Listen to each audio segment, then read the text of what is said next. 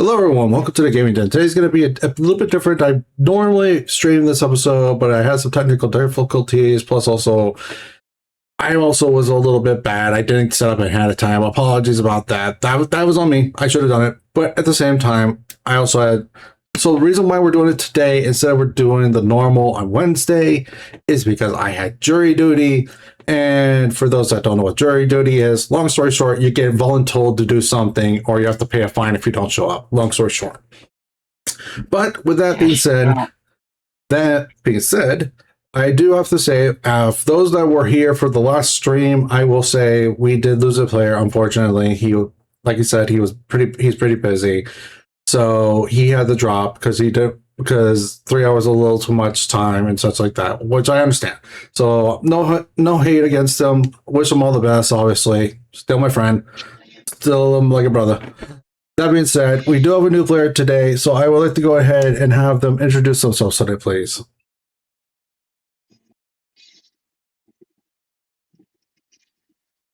Kobe, if you would like to introduce yourselves, please.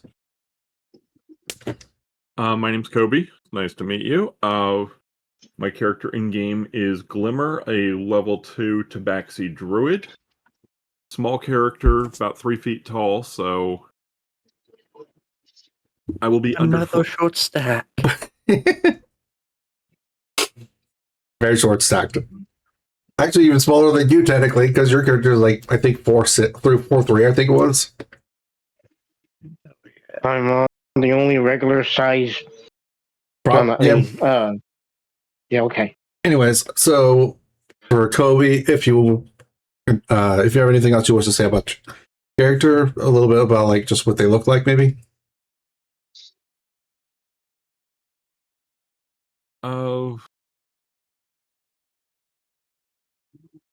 Feline, wearing leathers, male.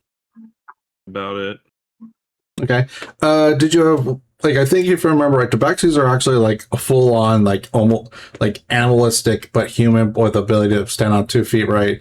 And what if I remember right, you have a fur color instead of just a straight up hair color? Yes. Silver. Okay. Excuse me. Apologies. Not super long before we did this. Apologies, guys. But gotta make sure to eat, kind of important. Okay, so I do have to say though, with the current situation though, so we're gonna have to retcon some. I'm not completely retconning Song out. Like we'll still treat Song as being there for like session 0, but from there, like he wasn't summoned to the world. So what we're gonna so essentially, long story short, it was still Sorry still found you in the forest, still led you out. But what ended up happening before that is that Sorry on the way here had found Glimmer. And Glimmer, I'm going to let you explain how exactly you went about like that, because I know we talked a little bit about it before, but I want to go ahead and have us list how your character would have came about meeting the party. You don't have to reveal too much. Just essentially like what's the word I'm looking for? Like about where did you meet Sovereignty? I guess is what I'm looking for. You don't have to reveal how, just where. I believe I have the map still up in Discord.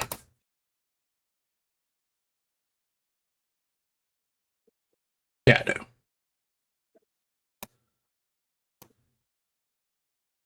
So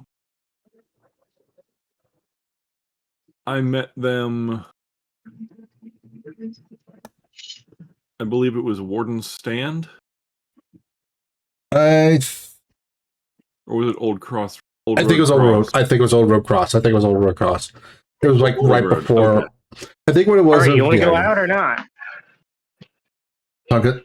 I met them at Old Road Cross, where I can't have you be whining all the time. John. Where I'd been abandoned by my prior group, my prior party. Yeah. And I was lucky enough to be picked up and invited to join the current group, and I'm hoping that I at least get treated a little more humanely than in my past group, who basically used me as A pack a mule. servant and baggage carrier, porter. Yep. And then Sarvati had, I believe we discussed a little bit about Sarvati was going to have you wait at Warden stand, and then we were going to meet up there. Yeah. And then you were going to introduce each other to your characters to each other, and then go from there. Now, I will say that I did talk to Kobe a little bit about this character, and I did say that based on what I was explained to me from Kobe, that Kobe is going to be a character from this world instead of having been summoned like you two have. Sounds good to me. Makes sense, because considering his appearance and all. Well, his appearance could technically been one of the. Well, to be fair, like he could have been a summoned character still, and it just ended up Yeah. like his character design was like a character you use from the gameplay. It was still completely conceivable. Like you guys could have been like a Tabaxi or something like that too. Right. It just with Kobe's backstory, it made a lot of sense to put them into the world itself. Yeah. I see the design direction you went with. It's okay. Makes sense. Okay, so I will say that. Hold up. So essentially, what ended up happening is that I had also Kobe's. I explained to Kobe like there was a few things that we were going to retcon a little bit, and then we should be able to move on from there. Essentially, the stuff that happened in the cavern though already happened. Like I'm gonna keep it the same. I'm not gonna change any of that. At least I don't see a reason to. Not a real one, at least. I Because thought you were going to kill off the character, but that's all. That's okay. well, That works too. to be fair, because then it would be a whole session doing that again, and I'm just like, no, thank you. Like, I don't mind going back and stuff too much, but I rather just go ahead and say like, for the sake of purpose and ease, like it's just easier to go ahead and say that you guys already worked your way through the cavern and just took the same path as before. Yeah, and then I'm assuming, because in my head canon is we met up to this night at the altar, and he straight up first casualty was Fong, and that was the end of it. But yeah, I could see the implications of conflicts. Yeah, Yeah, I don't know your hidden mechanism. I do not know the real mechanism behind your story and narrative. So you probably wouldn't want to do that in that particular way. But I feel like that was the most straightforward way of going about things. Well, I also will say, But yeah. like, there was like not like for the actual purposes of the sessions and stuff like that. Especially last session, there wasn't really any lore implications really that were like, oh, I need to like change this or something like that because songs no longer here. No, the story in itself, like, this is a pretty like dead set. This is what's going to happen, minus a few like depending on what you choose, obviously, but essentially like those choices were so like not big enough to be like, oh, this is different here because of this now, because essentially long story short is that this is regardless of what you guys are, like your party, like I could completely have 3 different people and this would still be a temple to Atara essentially. So there's not really, and the traps would be there still. The skeletons would have still been where they were. Everything what you have found and seen so far is not something that would have been any different if I had different people here. It would have been the exact same. Okay. All right, let's move on. Okay, Deck, was there anything you wanted to say, or are you just kind of like going along for the ride?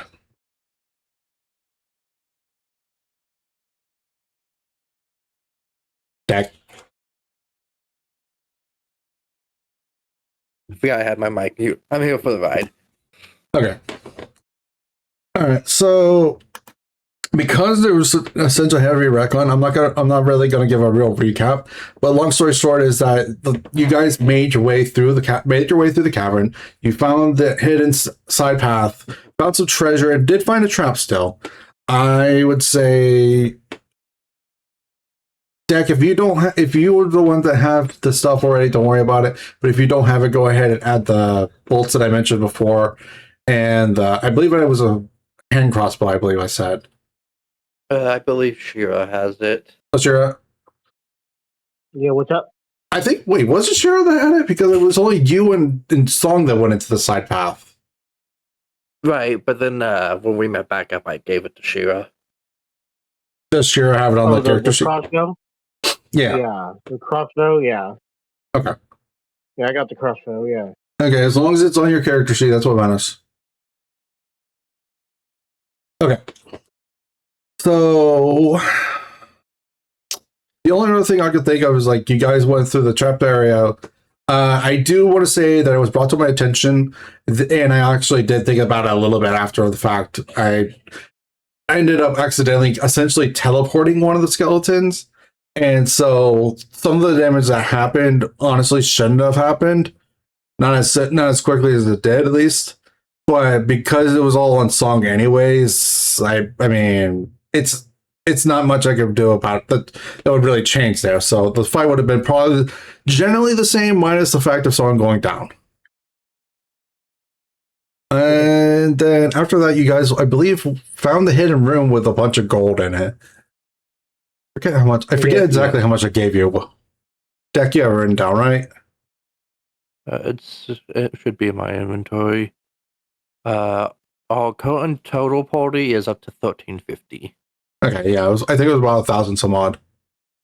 Yeah, something like that.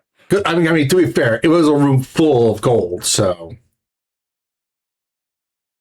like I was kind of like it does feel a little too generous, but I'm like, yeah, but also like stuff gets expensive as hell in this game, so I honestly figured giving him like a decent early on total should be good for now, and at worst, don't worry, there's probably going to be stuff that'll be worth the money that you will have. Don't forget also, magic items are expensive as hell. You wouldn't do capitalism, corporate capitalism on us, would you? Alrighty, let's get on. Let's move forward. Okay, so I will say, so once you did that, you went. I believe you guys decided that you wanted to go to the north, and then after that, you guys ended up coming to the chapel area. That is about roughly where we ended, which I believe, if I remember right, you saw essentially like a knight-like character that was kneeling in front of this altar, looking like he was praying. And then when he finally did stand up, and turned around, you could see that he was an undead. And to be specific, he is a white. Same. Right. Okay, yeah. So, with that being said, shall we go ahead and start this with rolling initiative? Okay. Oh, let's see here. Who died? 18. I could see why Song was talking about the sounds before. They're wonderful. My thing rolled off on the. Oh, it's a 10. Okay. Your initiative bonus is 3, so that would be a 13 for you. All right. And then Glimmer, can I get initiative, please? Is there a way to specifically roll initiative, or It should be on your character sheet, and then click and then tap on the button where it says initiative. Got it. Okay, awesome. And then I'm going to put that there. And then the white.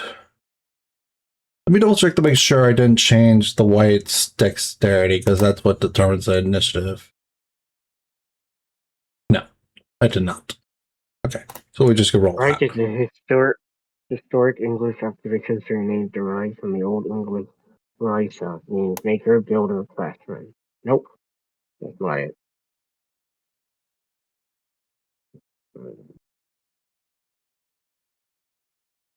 Let me go to that D&D.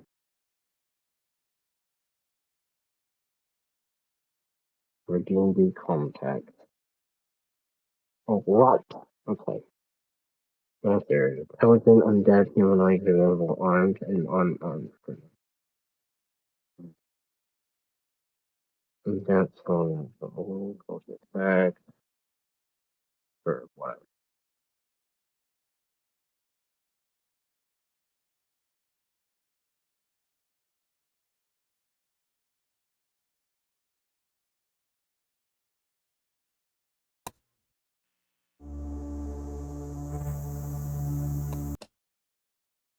Okay, with that being said, music start.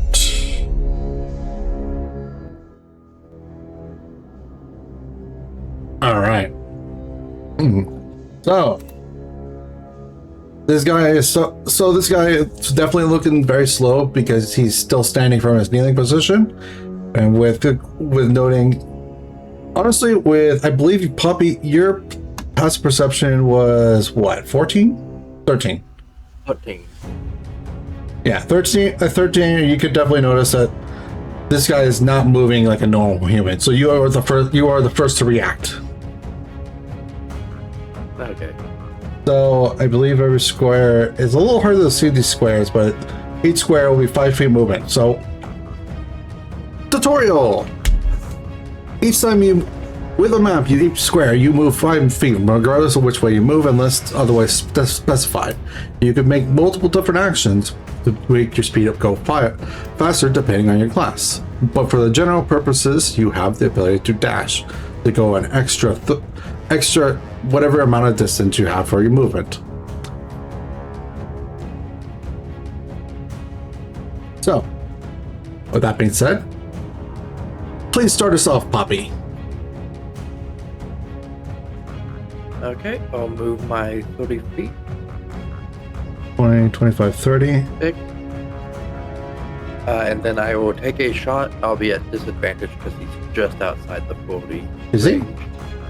5, 10, 45. 5, 10, 15, 20, 25, 30, 35, 40, 45. Yeah, Yeah, I counted it like 4 times to make sure. that's fair. The sounds. 16. 16 and a hit. Does in fact hit.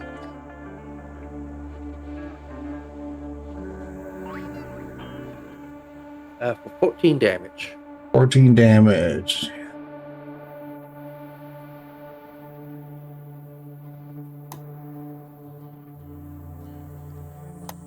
Awesome.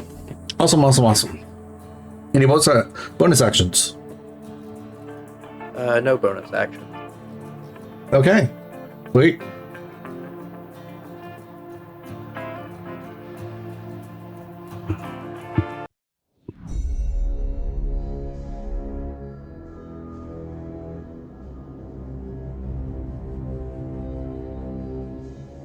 I wonder if there's...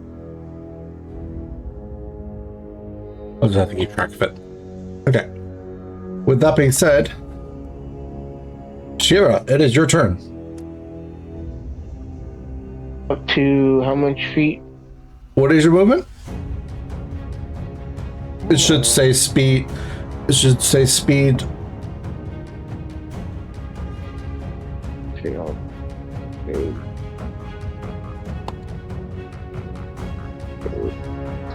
throws. It's on the top. What was that, deck? I was saying it's on the top of the character sheet. Yeah, I'm on this map thing and it's giving me a sidebar of this stuff. Let's see here. I'm quite familiar with this. Well, you could just look at your character sheet. Right. 30 feet. Yeah, 30 feet. Yeah, I am. There's a little sidebar where I could pull up my character sheet on the side here. really. Okay, it says 30 feet. So every square, like I said in the tutorial, every square that you move in through is 5 feet. Okay.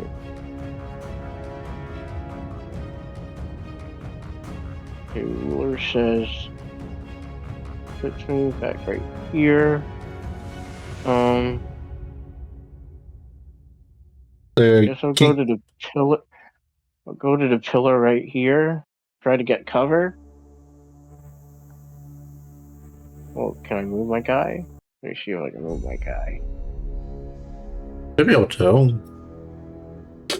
Oh no, that's that. Okay, hold on. Give me 1 moment. Here it is. Cool. Moving right So you're there, here. so 5, Just 10, now. 15, 20, 25, 30. Okay. Okay. And So I'll you're- just try to find cover there. Okay. So Hopefully you're it good. won't. Nice. Can't get it close and personal quite just yet. Well, you could also take the action to dash, which will give you an extra 30 or 30 feet of movement. I mean, But you wouldn't be attacking this boat. yeah. I mean, you probably wouldn't quite reach him either way, because you're like you would have been like right here. But I'll be closing the gap. That'll be okay. Can I do that? I'll do that. I'll just move right here. All right, so dash to move right there. Yeah, and that's it for me. Okay. Awesome. All Try to right. be sneaking around like saw the snake. Probably didn't notice me. Who knows? Oh, he knows you guys were there. Oh, okay, I did just shoot him with a gun. I didn't shoot him with a gun. Yeah, but he knows you guys are there. So when you shot him at the you shot him at the gun. Before tried to you go even, to the pillar. well, before you even shot him, like he already knew you guys were there because he was starting to turn around. All right. Oh, okay. All right. Rip. I thought it was praying, but all right, gotcha. It was praying, but then it also turned around. He heard the doors open. Yeah, essentially. All right, Glimmer. I'm going to move behind the pillar, send my cat out, and have the cat take the hide action. All right, give me a stealth check, please.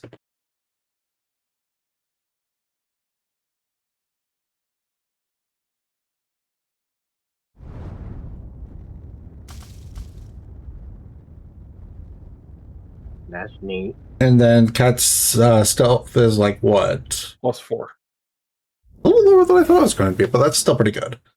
20. It was a 15 you rolled, right? Yeah, 15. So that'll be a 19. Yeah, that should be good. That should be good enough to say that your cat is hidden. All right. The white's turn.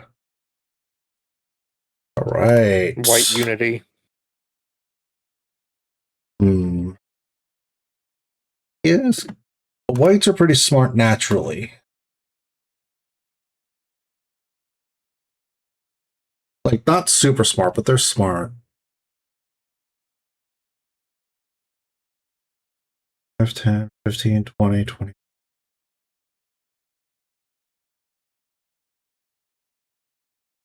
Not like they're stupid, because they actually have like an intelligence of 10. So it's not like they're like, you know, stupid. Yeah, they're like an average formal. Roger, Roger. Actually, our average farmer would probably almost be like intelligence 8.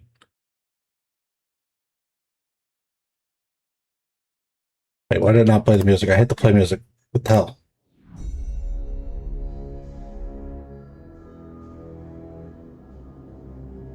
Yeah. As much as it would like to do that, I don't think it would do that. We're gonna go with, oh god. 5, 10, 15, 20. Alright. This white is going to attack you, Shira. Oh, he's swinging at me. Okay, can I do defensive measures or strike the counteract? I believe as a I believe as a tiefling you have the ability to do a reaction. in a defensive measure, but you have to get hit to have it happen. But I need to hit you first. Oh, okay. Alright, it hits me. Not yet. I haven't rolled dice. Relax. Oh, okay. Stop assuming the worst. You can hellish rebuke if they actually hit you. Yeah. I believe that's an innate thing tieflings have.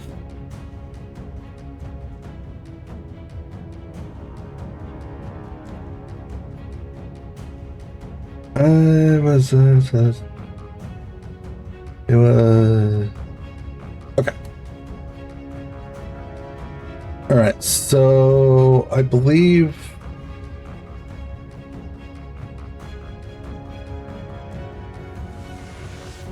all right, so we're gonna make an attack roll. That does not hit. That was a 7. See, it didn't hit you yet. Ripperonis. However, Can I capitalize on his mistake? no. I think Hellish Rebuke. Well, what? Okay. Combat doesn't feel very grounded, that's all. Tell that to the people that made the game. Okay. Anyways, so the last one didn't hit because it was a 7. What's your AC? My OC? AC. I don't think I have it. AP. Towards the top of your character sheet. AP to my weapon. Let me see here. No, just AC. AC or AP? Oh, AC. AC. Alpha Charlie. Alpha Charlie. Oh, okay. 16. Okay. Oh my god, Four. I hate hitting the button and then it doesn't hit the button.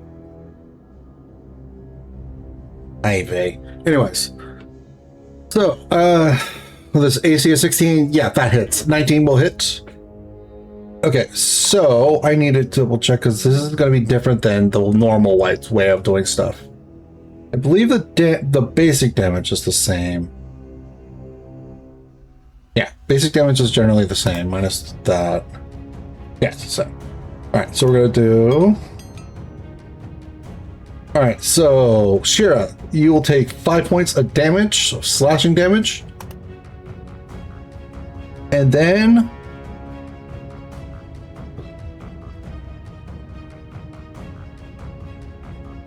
I'm poisoned.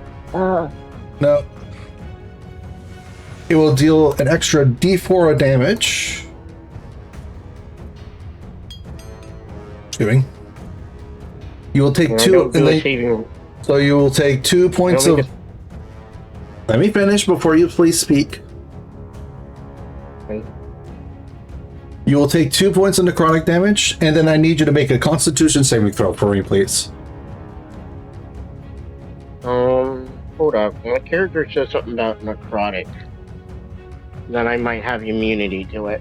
Not immunity, but you might have resistance.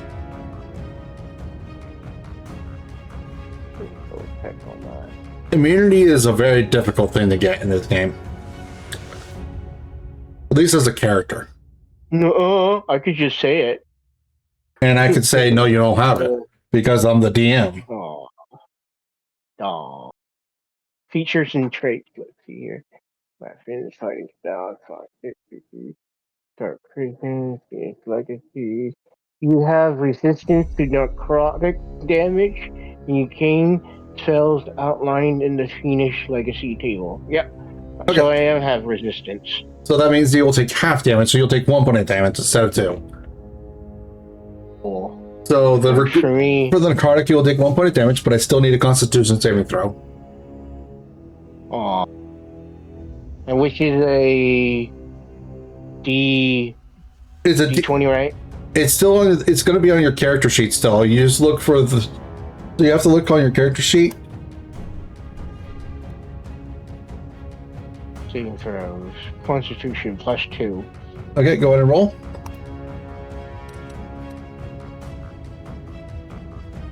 Okay, what's your Constitution? So 10. Okay, 10's good enough. All right. Cool. So essentially, what ends up happening is okay. Sorry, I'm just thinking of how this would go. So you see this. You see this white finally get up and draws his sword, and then looks at assesses the situation real quick, seeing that Poppy is too far away.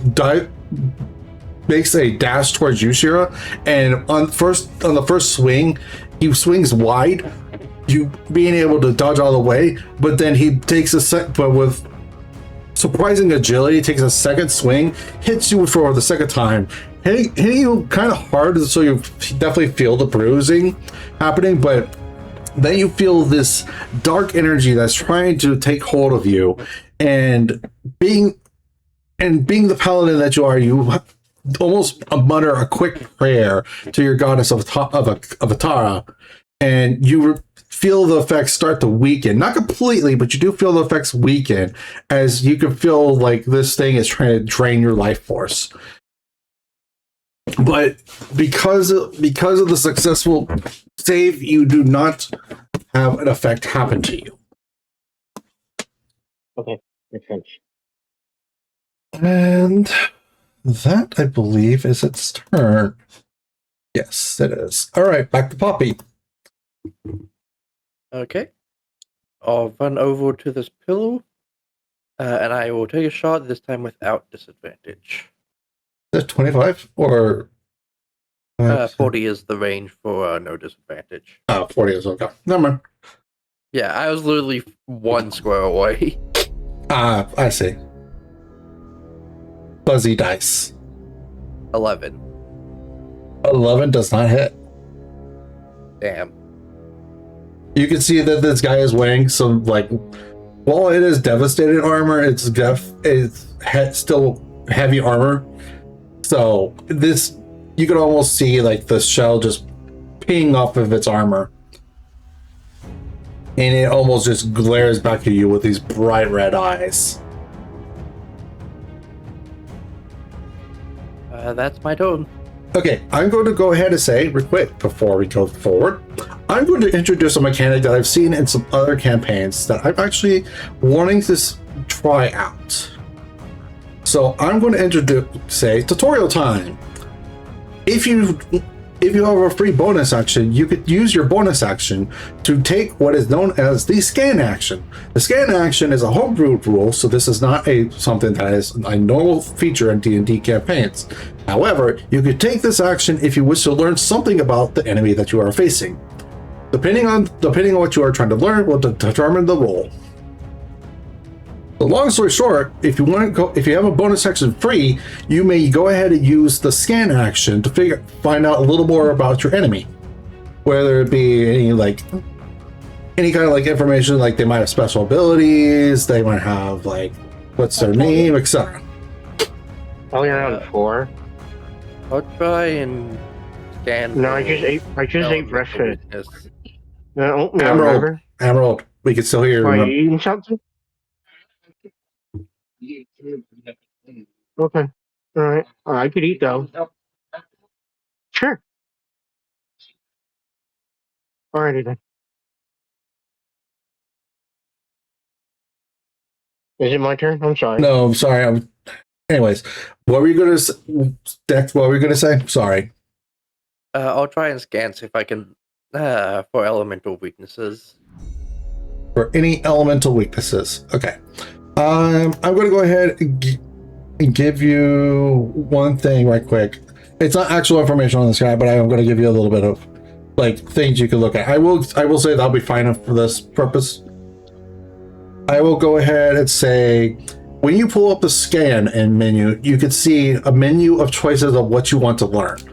You could see what is the enemy's name, which I will give you a hint, which will give you the hint. This will make any checks on this creature easier for you specifically, because you will know the name until you reveal the name to the other people that are in your party.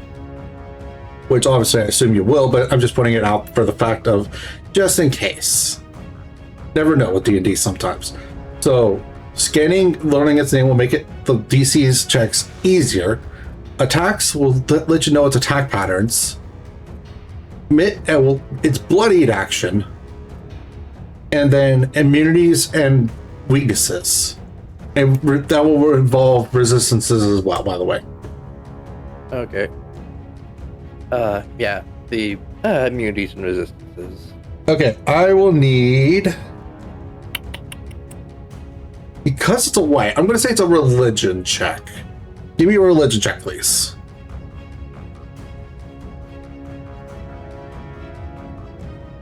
Ooh, not quite enough. Not quite enough. Okay, that's my turn. I will say that you could definitely, you gain at least one little small piece of information as a condition immunity to exhaustion. But you will not learn more than that. Okay. So because you were close, I'm willing to give you a little bit of information, but it's like close to next to like useless information because it's like it's an undead. Of course it's immune to exhaustion. To be fair. I don't know, I feel like being dead would be the most exhausting thing. Yeah, maybe. Depends on who you ask. It is. It is, especially in Sigmar. Endless duty. Okay. Go check on that. But that's my turn. Okay. Shira. This white is right in front of you. Close and, yeah, he's close and personal, just the way I want it. I'll go take a swing at him, and then afterwards I'll do a bonus action to scan. Now, this scanning mechanic, can I learn about him in terms of lore, or that's after the fact? I will give you that information if you scan his name. Okay. So, I guess I have to do a check for that, right? Okay. Yeah, but first we'll go ahead and attack. We'll go ahead and attack. Let's go with the dagger. Wait, Why what? does it always roll off the screen? 25. You're rolling with a dagger? Your offhand Yes. weapon? Your offhand weapon, not your main hand weapon? Yes. I mean, I'm gonna swing with both, but it's Just so seems you're like just an so you're alphabetic just dagger. well, just so you're aware, Yeah. by the way. The way it works is that your offhand weapon is your bonus action. Oh, okay. All right. Well, let me. So no, go for my- no. I was gonna say like you could still keep 24. Okay. 20. I love how you do stuff before I say something. By the way, Oh, okay. I was trying to say you could keep the natural 20, but then you rolled before I could say it. Yeah, I saw that. I was like, oh, okay, that's cool. Alrighty. So yeah. So go that was ahead a and- 24. So go ahead and roll damage for the rapier, please.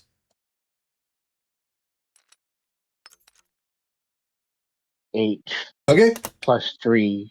So that's No, is- it's already been the 3 plus the 3 has already been added. Oh, okay. So it's so okay. Yeah, it was a 5. It was a 5, so the 8 damage is the plus 3. Okay. All right. Awesome. Okay, and then now for my bonus action. So typically I would use my dagger, but I'll go ahead to try to scan his name. What roll do I need to do for that? Okay, for a check on his name, I think that would be a history check in this case. Okay, I don't see history here on this. Let me. It's go one of your channel to skills. The other one. Skills. Okay. It should be history. down the middle. Yeah, it is. 19. 22. Yeah, I was going to say the 22 is after the roll. Okay, so 22, that will give his name. At the very least, like, it will give you the general information of what this creature is. Who he used to be. What is his name? This creature is known as the Withered Warden. And I'm trying to pull off. Sounds like a title than a rather a name. But Well, I have, to be fair, I have this. Okay. Sorry. Continue. Sorry. Trying Trying to see where I kept the. I did have a backstory for him, like a small one. Oh, great! I like that story on fellow knights. I'm just trying to see where in the chat I have it at. Or we could chat. Okay, he is known, but like I said, he is called the Withered Warden. Where is that?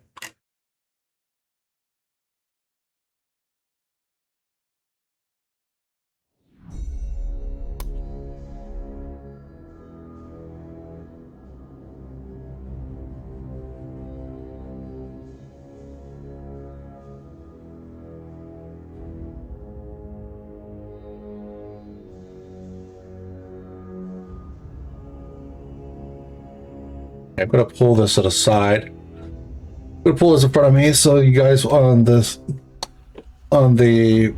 video will be able to see this.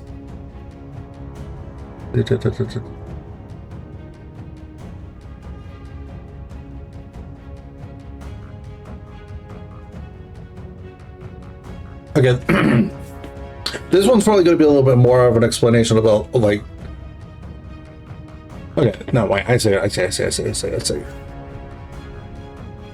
So this man, before he was known as called the Withered Warden, was once called Warden Kalen Bay, a sworn guardian of the shrine. He was not a priest seeking power, but he was a protector, responsible for sheltering travelers and defending the holy site and keeping the shrine that you guard, not well, the shrine's relics safe. Then came the great changing. The blue explosion split the sky. Tidal waves swallowed Zoranus. The mountains cracked, rivers changed course, and strange magic tore through the land. The shrine was caught in the great quakes that followed. Its upper approaches collapsed, and the lower caverns flooded, and the sanctuary became buried beneath the stone. Sailor refused to abandon the people that were trapped inside. As the survivor fled through the lower passages, something dark followed him. Dead pilgrims crushed beneath the falling stone, but began to rise. Kalen held the final door alone so the others could escape. He prayed to Atar for strength, asking only that he be allowed to guard the shrine until help came. Help never came. The shrine was sealed beneath the earth for generations. Kalen died at his post, but the lingering magic of the great changing twisted his final oath. He rose again, not only as a holy guardian he had been, but as a withered warden, an undead thing bound to Atara's ruined sanctuary. He still lives and protects the shrine. Anyone who enters is judged as an intruder, tomb robber, or enemy of Atara's last refuge. Okay, he was Sword Legend. Alrighty. And I guess that's my turn. Okay. Glimmer, what you got? I'm going to move around behind the pillar to get a better vantage point. Okay. I'm going to move my cat over to Shira. Okay. I'm going to use my action to cast Cure Wounds on Shira. Okay. Healed. That will be 12 points of healing. Awesome. Appreciate it. And I will do the scan for the name. Okay, before you do that right quick, Shira, would you have shared the name of the enemy to your party? Yes, I think I did. Oh yeah, all right. That's all in my head. And like, okay, so apparently when I scanned it, I claimed he was a long hero long ago, written in our little codex of knights or whatnot for of all the stored names and everything. But yeah. So I shared the name with everybody. Everybody caught that? Okay, so you would share that this is the Withered Warden, essentially. Yes, correct. This is the Withered Warden from the Before the Great Changing. before the Great Changing. It was written in our little text thing and such. There was books about this guy, so to speak. All right, and because Yeah. and the reason that matters is because if he shared the information, when you take the scan action, you notice that the name is no longer there, but you will notice that the numbers will have gone down as well. So, I believe I said his attack patterns, his blade action, and his immunities and resistances or his immunities and weaknesses were the options left. So anytime you scan him now, it will be an easier DC. Oh, okay. Then I'm gonna scan for weaknesses and immunities. Okay, go ahead and give me. Yeah, I think it would be a religion check still because it's an undead. Nope. Unfortunately, not. Nope. Yeah. No, you just not. You're getting. And bad rolls happen. All right. I assume that was your turn, Glimmer? That's it for me. Okay, just wanted to double check to make sure, that's all. Okay. It is the Withered Warden's turn now.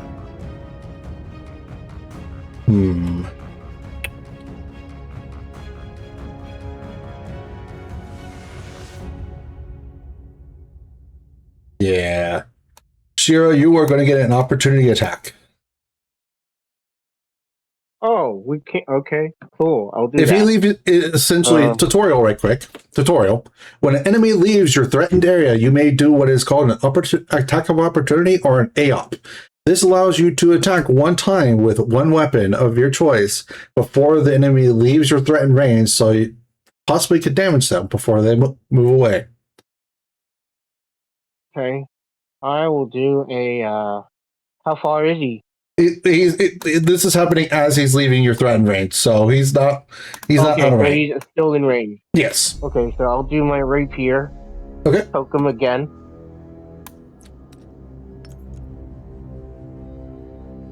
$14 to hit. I'm double checking just to make sure, that's all. Mm-hmm. Because this is an altered version of the white. So I'm double checking to make sure. Making sure. Yeah, 14 hits. Okay, damage is 9. Very good. Very good damage. Very good damage. Awesome. Alright, as it. But Alright. he's not bloody yet, so I'm a little sad. No. He's definitely looking pretty. Yeah. He's definitely looking a little beat up, but he's not bloodied. Alright, so that was 5, 10, 15, 20, 25. Hi there, Poppy. You've been pissing him off all game.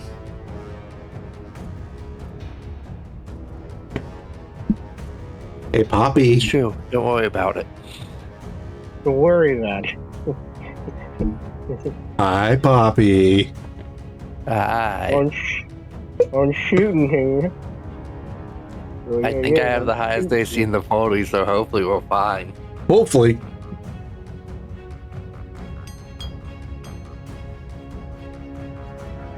That's hitting. That's a 23. Damn it. You will take 8 points of slashing damage, and then E4. You will take 2 points of necrotic damage. Sick.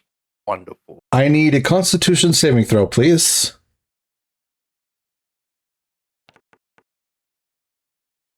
13. Okay, you are good. And then second attack.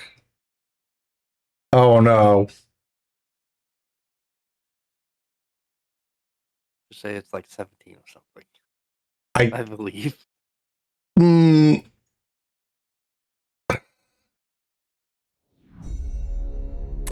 Actual 20. What? Oh, my ass is about to go down. So, because the way crit rules work in our game, it works for the enemies too, by the way. Yep. So, max damage. Does he explode?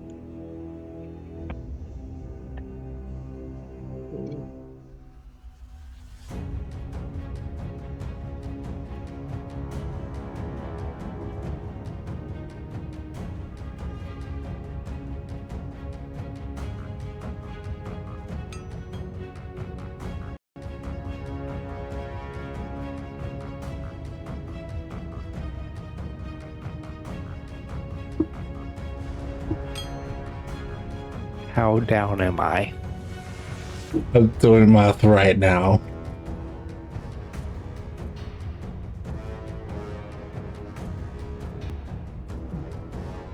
Wait, are 19 we points about to lose of 19 points of damage. Okay, And I so need- I'm not instantly dead. And then I need you to make another Constitution saving throw, please.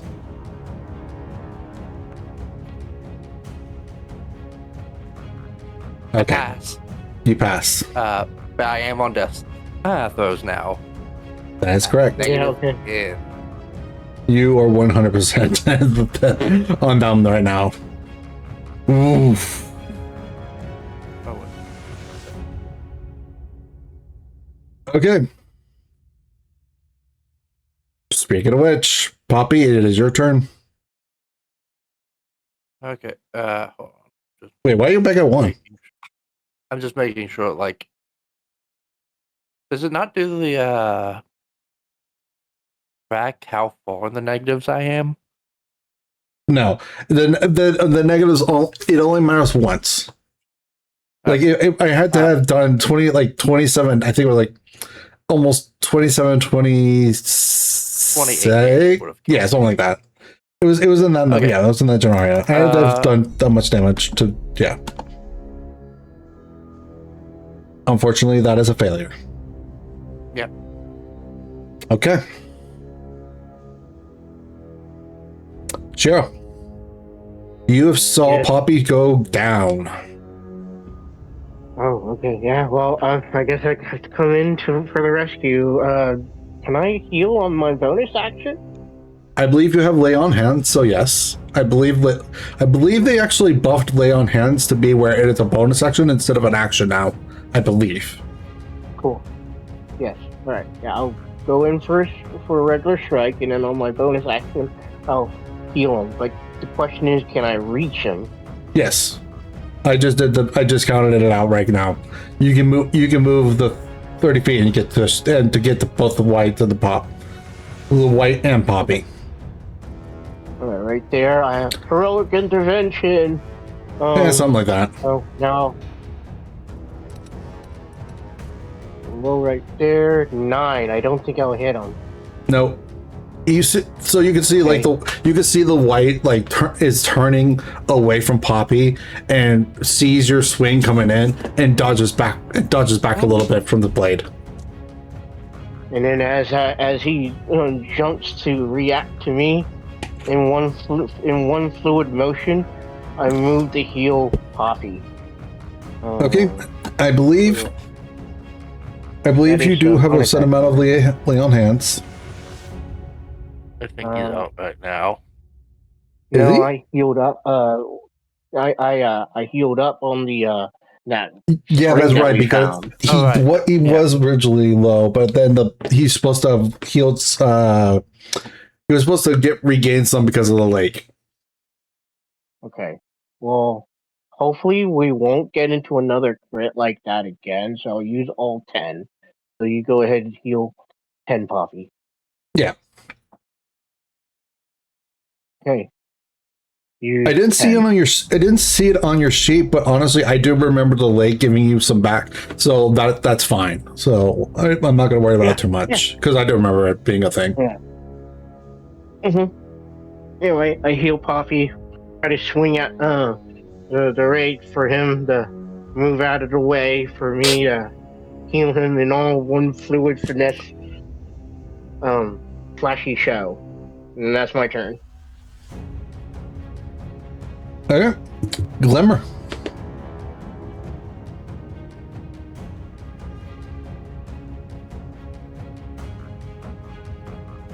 How far can a cat move, by the way? 40. Oh, did not know that.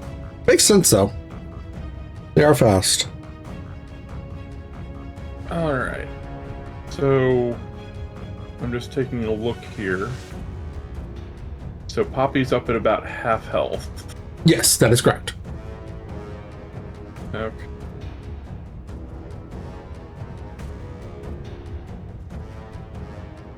I'm gonna use Toll of the Dead on the white. Okay. What kind of which damage is that? It'll do necrotic damage. It is a DC 14 Wisdom save. DC 14. Let me double check to make sure my stats are the same on the... Yes, it is. It does not say anything about its... Yeah, okay, so it is just straight. It's... Okay. Is it DC 14? Yes. 17, sorry. You can Figured see, that would like... happen. Yeah. And I'm going to bonus action Healing Word. Poppy Back to gets full health, 9. Poppy. Back to full, Poppy. Nice. Yes, you have a healer now. I think we all already had heals, which is funny enough.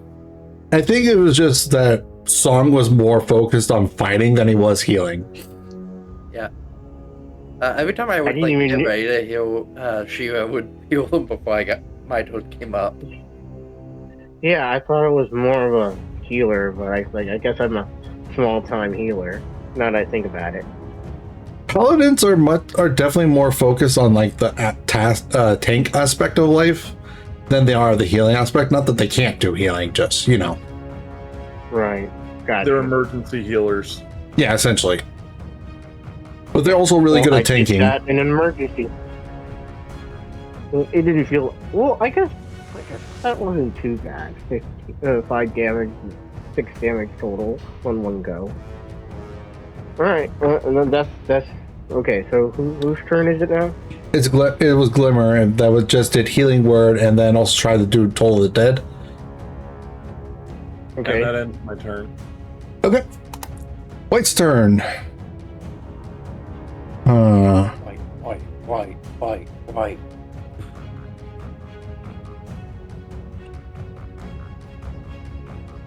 I'm gonna roll a d6. And I'm gonna roll this to everyone. Okay, I'm not gonna count that one because I didn't mean to roll it, but that yet. It was cocked.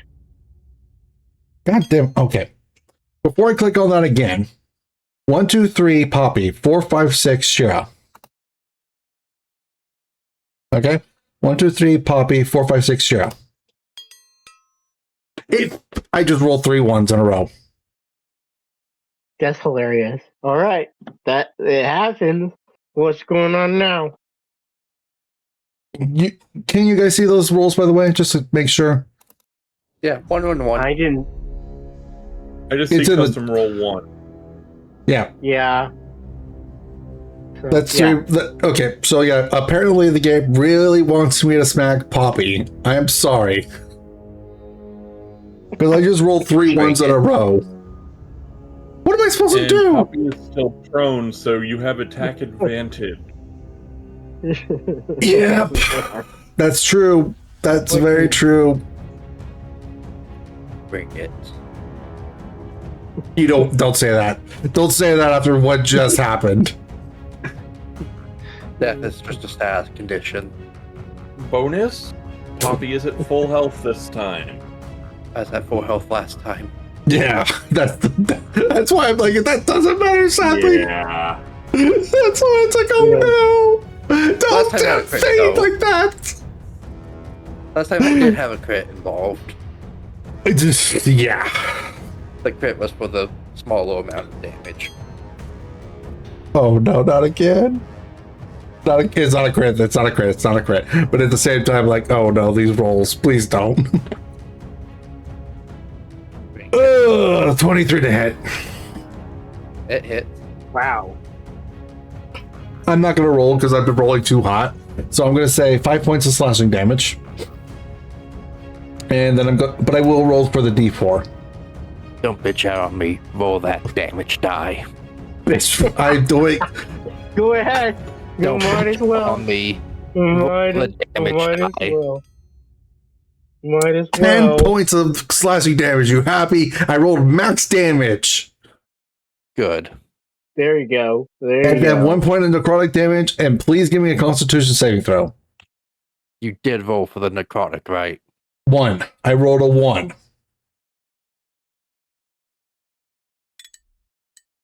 10. You succeed. So as you're on the ground, you can see this white just slams a sword into the back of you, Poppy. And you feel this heavy blow almost cracks the ground beneath you, like having. And you could just feel like this necrotic damage trying to steal your life from you as it swings once more. Yeah. Relentless. It's a white dude. Like, 21. It hits. Eddie the gas you proud. Wonder when we're gonna get bone. Okay, this one. back. Okay, not as bad. Not as bad. 5 points of damage and then necrotic damage.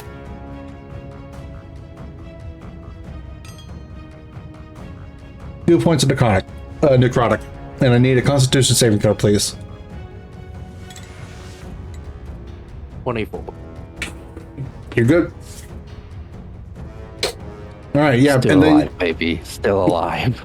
you see Yes, you just sir. see this white just swing, the Withered Warden just swinging down its sword at you, creating these heavy blows that you could pretty much feel the impacts happening.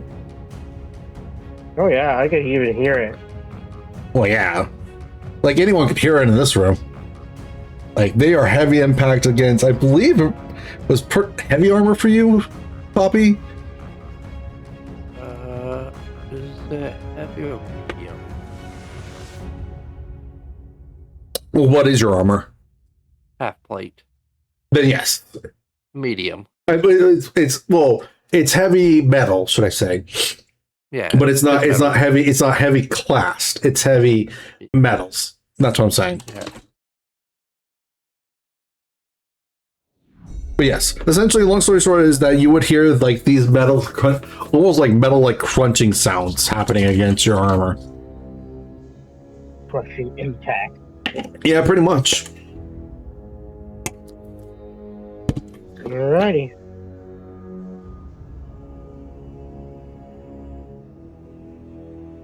Okay, Poppy, it's your turn.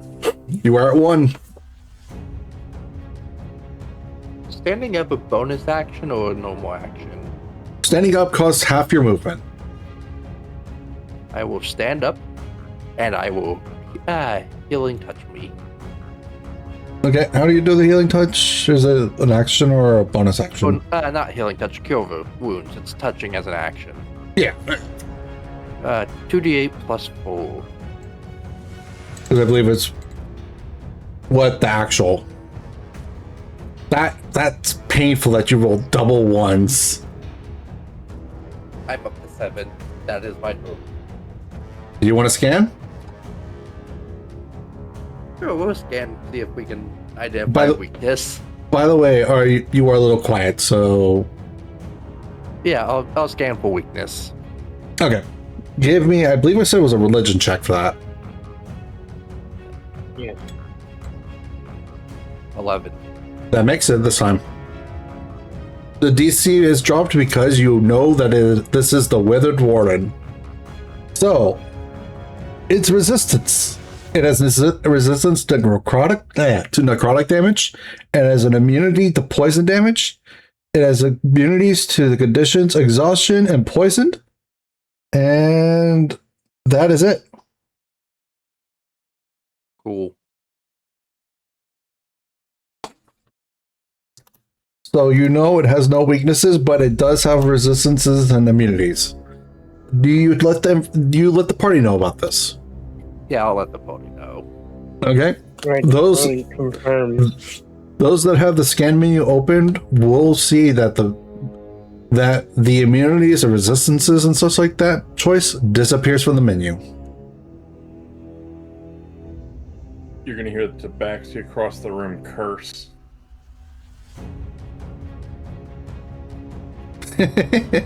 I actually know why. Because I remember talking about it, yeah. Alright. Bobby, that your turn, I assume? Yeah, that's it. Alright, sure.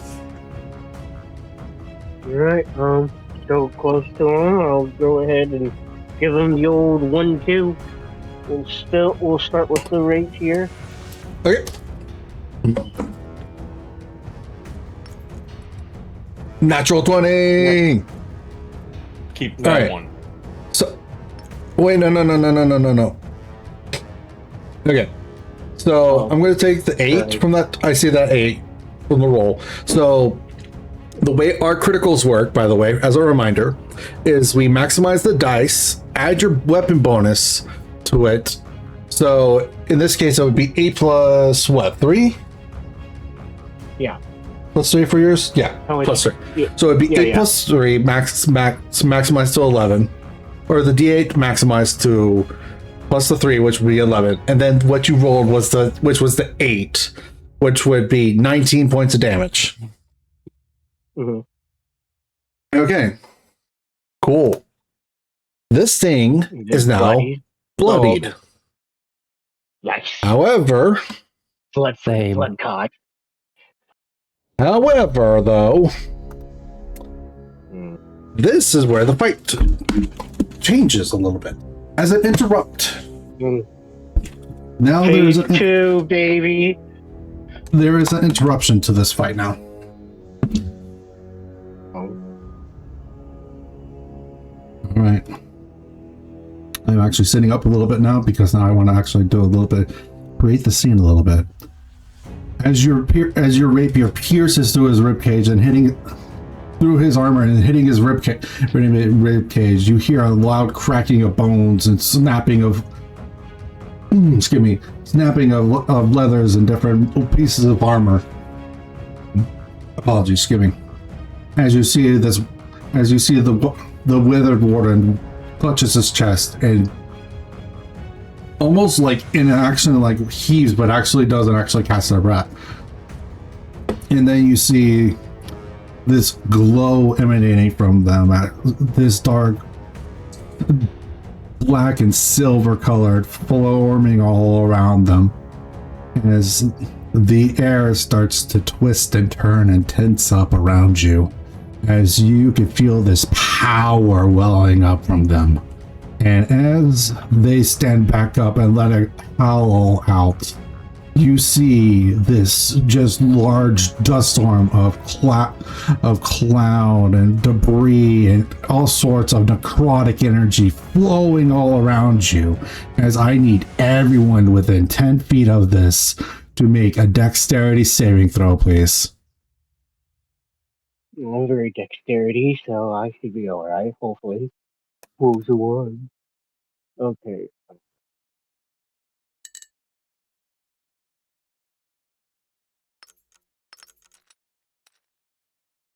Oh shit. And I do need the cat to make one too, please. 9. 9? Okay. Double check to make sure with the rolled a DC. I'm double checking my DC to make sure right quick. Wait, is it saving or a regular dexterity check? Saving throw. Okay, I see a saving yeah. throw for you both. I see a saving throw for you already, by the way, Shara. Yeah, I was just double checking I made the right roll. Yeah, you did. You did. Unfortunately, everyone failed. Yep, Double check to make party sure. wipeout. No, not that bad. It's definitely bad, but it's not that bad. It might be a poppy wipeout though. I'm going. Actually, I need to do these separately because I believe that Shira does have a resistance to this. So I'm going to go ahead. Necrotic. Okay, so the first I'm going to roll is going to be the bludgeoning damage for 3 points of bludgeoning damage. And so You're all all party. yeah, everyone within 10 feet of the white. Everyone within 10 feet. Yeah. Or it's just me and Poppy. Is the cat there Technically, too? the cat there's too, technically. Oh. So the cat Yeah. will take 3 points of Not the bludgeoning kitty. damage. I don't want to hurt the kitty, but this is just how it is. And then for necrotic damage, another 1 point of damage. So you can't half that. Because Yes, you it's all can. like you can 1.5. have to, but the way it's worded, it will still be 1 damage regardless. No, I'll take no damage. How about that? That doesn't how that works. No. The lowest you can take is 1 point. Resistance. If it does anything to you, it will at lowest always do 1 point of damage period, no matter what. So, yeah, you see this storm of necrotic energy and of just dust kicking up as these pebbles and rocks are flowing through the air, just pummeling you and hitting you with this necrotic energy, and you could see this aura is not going away.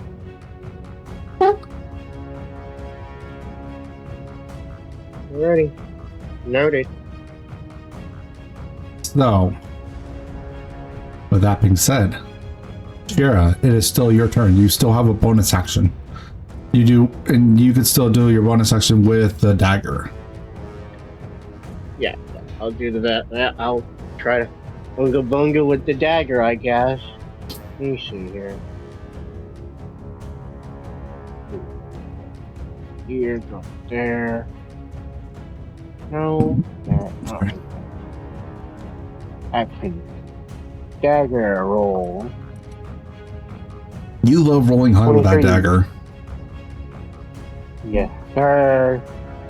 That does hit. That's that. Or 4 points of 4. damage. Okay. Okay. Right. Unfortunate that it's so low, but I mean, whatever. It's still damage.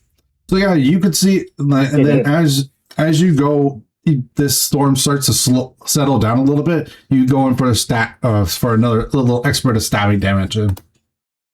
Okay. All right, Shira, that your turn, I believe. I believe so, yes. Glimmer. Okay.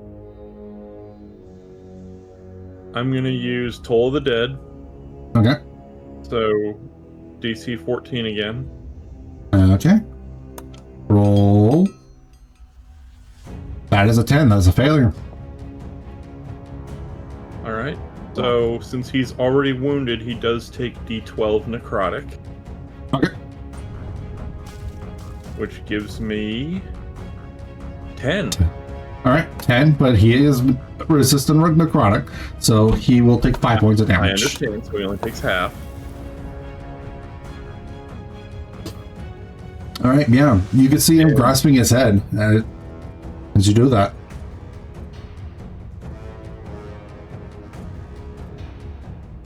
All right, what else you got for me? 15, I would like to note that Poppy is not looking good. 5, 10, 15, 20. I'm going to move close enough so that I can do Healing Word on Poppy. It was 151. Wait, what's the range on Healing Word now? 15. Really?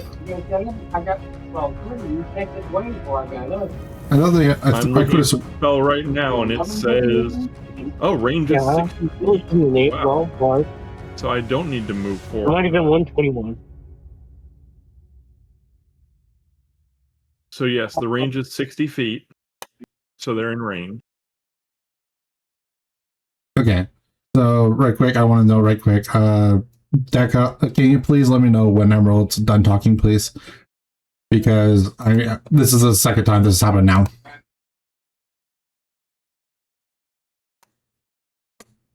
Okay, so yeah, how much healing? Sorry, 7 points. 7. Okay, 7 point. Yeah, so Sorry. back 10. So I had to move forward to be able to do Toll of the Dead. Or yeah, no, that's Spare the Dying is the short one. What's Toll of the Dead? I think Toll it's of the like Dead's 30 still feet. 60. Okay, we're good. We're Okay, good. so total 60. My bad. I thought it was 30 for some reason, but still 30 would have been enough. But yeah, okay, awesome. Very good turn. So that's all I can do at the moment. Don't Yeah, you forget can to see, mark like- the spell slot. Yeah. So that'll end my turn. Okay. All right. At the beginning of the White's turn, I need Shira and Poppy to please make a dexterity saving throw for you, please. Yeah, you got it. Nat 20. We take that. We take that.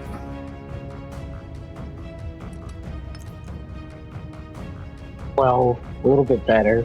Okay, you guys both this time saw what happened last time, so you will go ahead, you will dodge all the way, dodging all the pieces of like debris and such like that are floating around. You will take no damage when you succeed this. Cool. All right, Shira's Dodge been beating roll. him. Shira, you've been beating him up pretty badly, so this time he's going to swing at you. Okay. Okay, for an unnatural 20, so this is not crit. And this will be for 6 points of slashing damage, please, and make a Constitution saving throw. Says 6 damage. Yes, 6 damage, and then a Constitution saving throw, please. 13. And I'm at 6. So you will take also 1 point of necrotic damage, by the way. Okay. Not looking too hot. I'm at 8. All right, and this one's going to take another swing at you. That one's going to sadly miss, though, because that one was actually pretty low. That was like a 10. Okay. Cool. Oh, but he hit all my hits. Hey, look, I can't help that, okay? Dice decided to be like, oh, we're actually going to just say, nah, we don't hate this My dude. hit is not even low. I know, okay? I can't help that.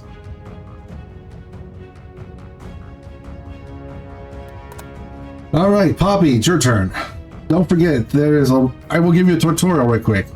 Tutorial. There is the action of disengage if you wish to take it so you do not take an AOP attack when you try to move away. However, it will take your action unless you have the ability to use it as a bonus action, which I think only rogues do. Monk might as well, but I think it depends on the monk. I will disengage. Okay, so it is your action. And 15. 25. Okay. Okay, that takes your action. Do you wish to use your bonus action? What's left to scan on him? His attack pattern, because he's done his bloodied. Because he is bloodied, you can do that still, but you will have a much lower DC.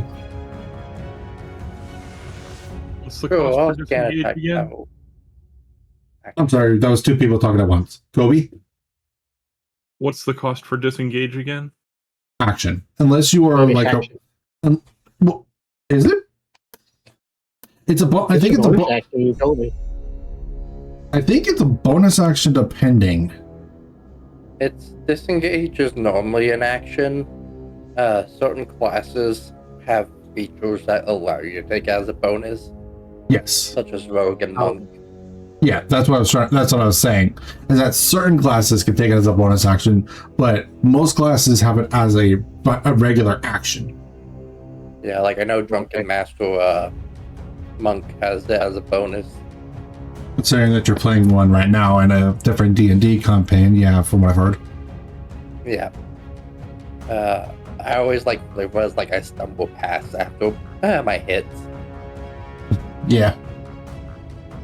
So the normal action for disengage is to take an action for it. By the way. Okay, noted. All right. So Poppy, what was that you said? We were trying to say before. Also, because yours Alt and attack pattern. attack pattern. Okay. Give me a. Let me look at the skill list real quick. Give me an insight check, please.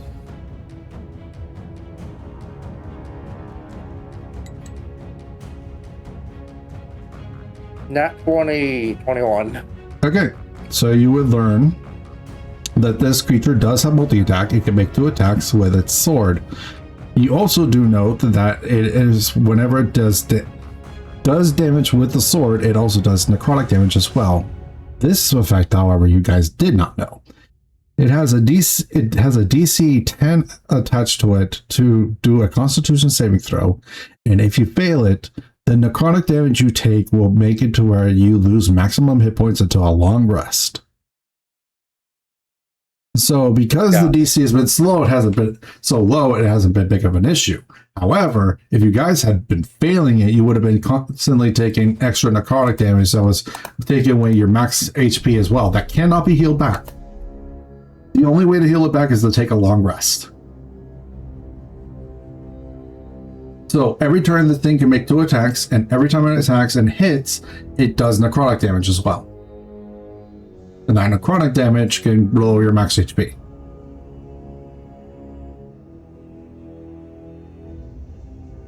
Alright, well that's my turn.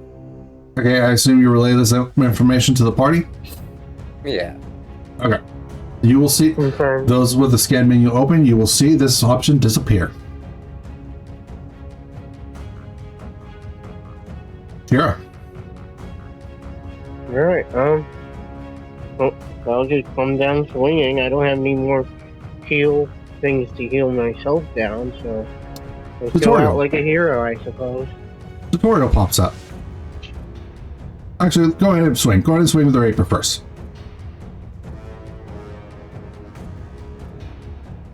Where is it? Actions, right. So go ahead and swing with the rapier first. It's 15. Tutorial. The tutorial pops up for paladin specific. As a bonus action, you can use the ability to do what is called Divine Smite. I believe it is something you can actually do. Let me double check to make sure. Oh, yeah. Yeah, If you wish- I could do that. So as a bonus, it will automatically activate upon hitting, as it will use up your bonus action. But if you do this, you can add 2d8 damage to your attack roll, and because you're facing an undead, you will add an extra d8 on top of that. So what that means is that you will be adding 3d8 to this attack, including the d8 from, not including the rapier damage. So essentially, because the rapier is a d8, you will be rolling 4d8 plus your 3. Okay. Oh, so... Right. So go ahead onto your character, and then go to spells, and then cast Divine Smite. Okay, yeah. If it doesn't roll for it, don't worry. We'll just roll naturally. Divine Smite. How many D8? Did you already cast it? No, not yet. Okay, go ahead and click the cast button first on the Divine Smite. Okay, there's one slot right there. Okay. Now that you've cast You Divine need Smite, two? so I will say right quick before we go too much further, I want to do a little quick. So as you hit with the sword, you see your light flare up with this bright silver light that surrounds your sword as the flame engulfs this white. Okay. Okay, and then for the damage, you will roll the normal damage for your rapier, and then roll 3d8 on top of that. So you'll roll. So roll the d8 for damage for your rapier. Okay. D8. So just click on the rapier, just on the rapier damage. So that'll be plus. Oh, okay. Hold up. Okay, so that Zero. so we'll take the Hold up. 6. Give me one moment. That was a 6, 7, 8, 9. It's a 9. Okay. I just rolled a regular die because you said there were multiple dice, so I figured I'd roll all at the same time. But We'll okay, so no. allow me. So from here, now what you will do is you will go over to the custom roll again, and you will click on the D8 one 3 times, and then you will roll. D8. 1, 2, 3. Roll. Okay. It's unfortunate that was a low roll, but at the same time, like that. But essentially, like if that rolled better, that would have done a ton of damage. But Yeah, that I noticed. was 15 damage. That was still pretty good though, nonetheless. As you can see, this thing is almost falling to a knee.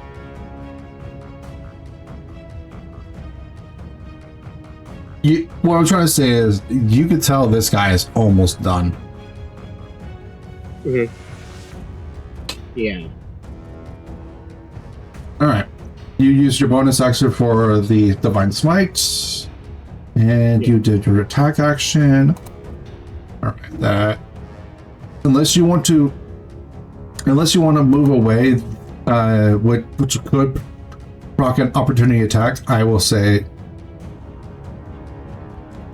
So yeah, I'll do that. You move away. I'll move away to do an opportunity attack. Well, no, he will get an opportunity attack. Yeah. Oh, okay. No, I will not do that then. Yeah. I was like, what? I can disengage and swing up the back swing. That's great. No, that's broken. Busted. Other way around. You leave their space, they swing at you. And vice versa. If they leave your space, you swing at them. All right. Yeah. Well, we're still engaged. Okay. My kids. Glimmer. I'm gonna take advantage of that. I am going to use my bonus action to shapeshift into a wolf and use pack tactics to get advantage on my attack roll. Okay, give me those attack roll.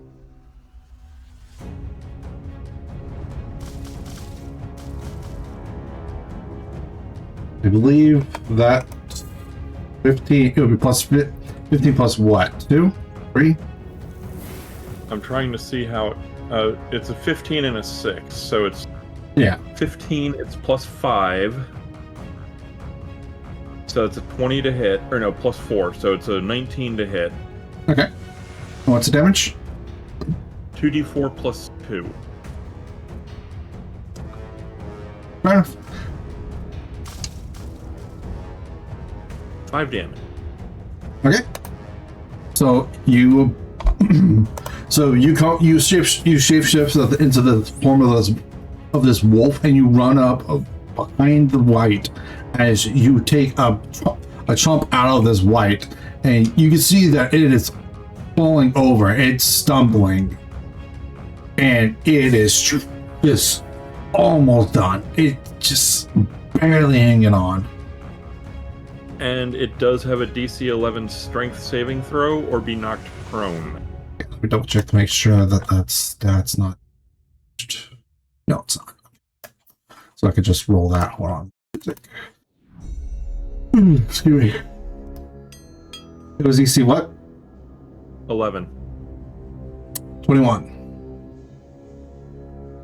Kind of figured. Yeah. I was hoping.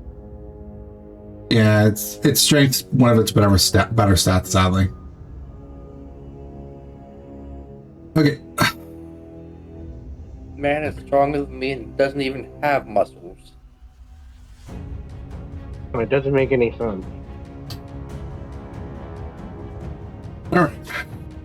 Beginning of the White's turn. I need... Bless you, whoever that was. I need a dexterity saving throw from Shira and Glimmer, please.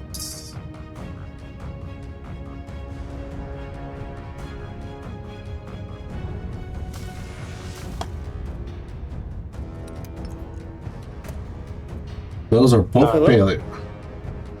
Those are both failed, sadly. Wait, Glimmer, that was a check, not a save, by the way. Oh, Oh. Okay. No, Shira, you're fine. Glimmer, I need a saving throw, not a check, please. oh. Where is that at? It should be at the left-hand side of the screen. Left-hand side of the screen below your strength and dexterity. That is a success. Okay, so Shira, you will be taking some damage here, and some of this is necrotic, so I'm rolling this one at a time. You will take 1 point of bludgeoning and 2 points of necrotic damage because it is halved. So 3 points of damage total. Okay. So 3 points total. All right, I'm at 5. Yeah. I'm at 5. Not looking too great. Yeah, sadly.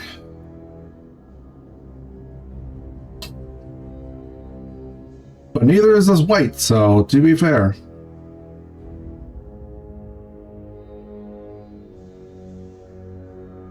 Since we're all attacking, does that make it a party white?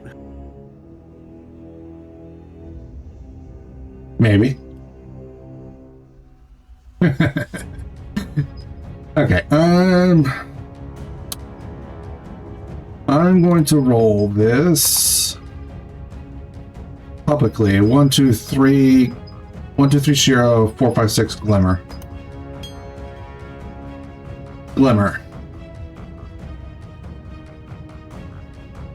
Alright. That's 7, so that doesn't hit. No. That will hit, though. That's a 21. Yes. Yes, miss an attack on it. At least an attack on everyone, but Anyone apparently just hates you. as a reminder, my AC is 80. Yeah, it's pretty high. I am the highest AC. All right, Glimmer, you will take 6 points of damage onto your wolf form. Or, wait, did I say 8 or 6? If I said 8, I meant 6, by the way. 6 points of damage, and then I need a Constitution saving throw, please.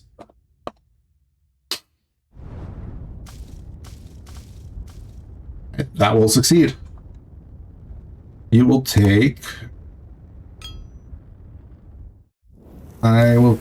4 points of necrotic damage.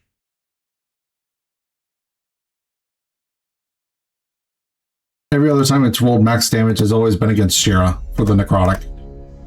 But you do not lose max hit points from that because you succeeded on that. Don't forget you got to count your wolf HP, by the way. Instead of taking it on your natural. Because if I remember right, you have those temporary hit points for being a wolf, right? Yeah, a whole 3. And it's only 3 HP? According to everything I've read, when I doesn't wild shape, I get a grand total of 2 temporary bonus HP, no matter what form I shape change into. Interesting. And I don't know how to do the bonus HP. There's a temporary HP. If you look at your sheet, Found it. yeah, it's off to the right. So it's about extra 2. So go ahead and you heal yourself for 2.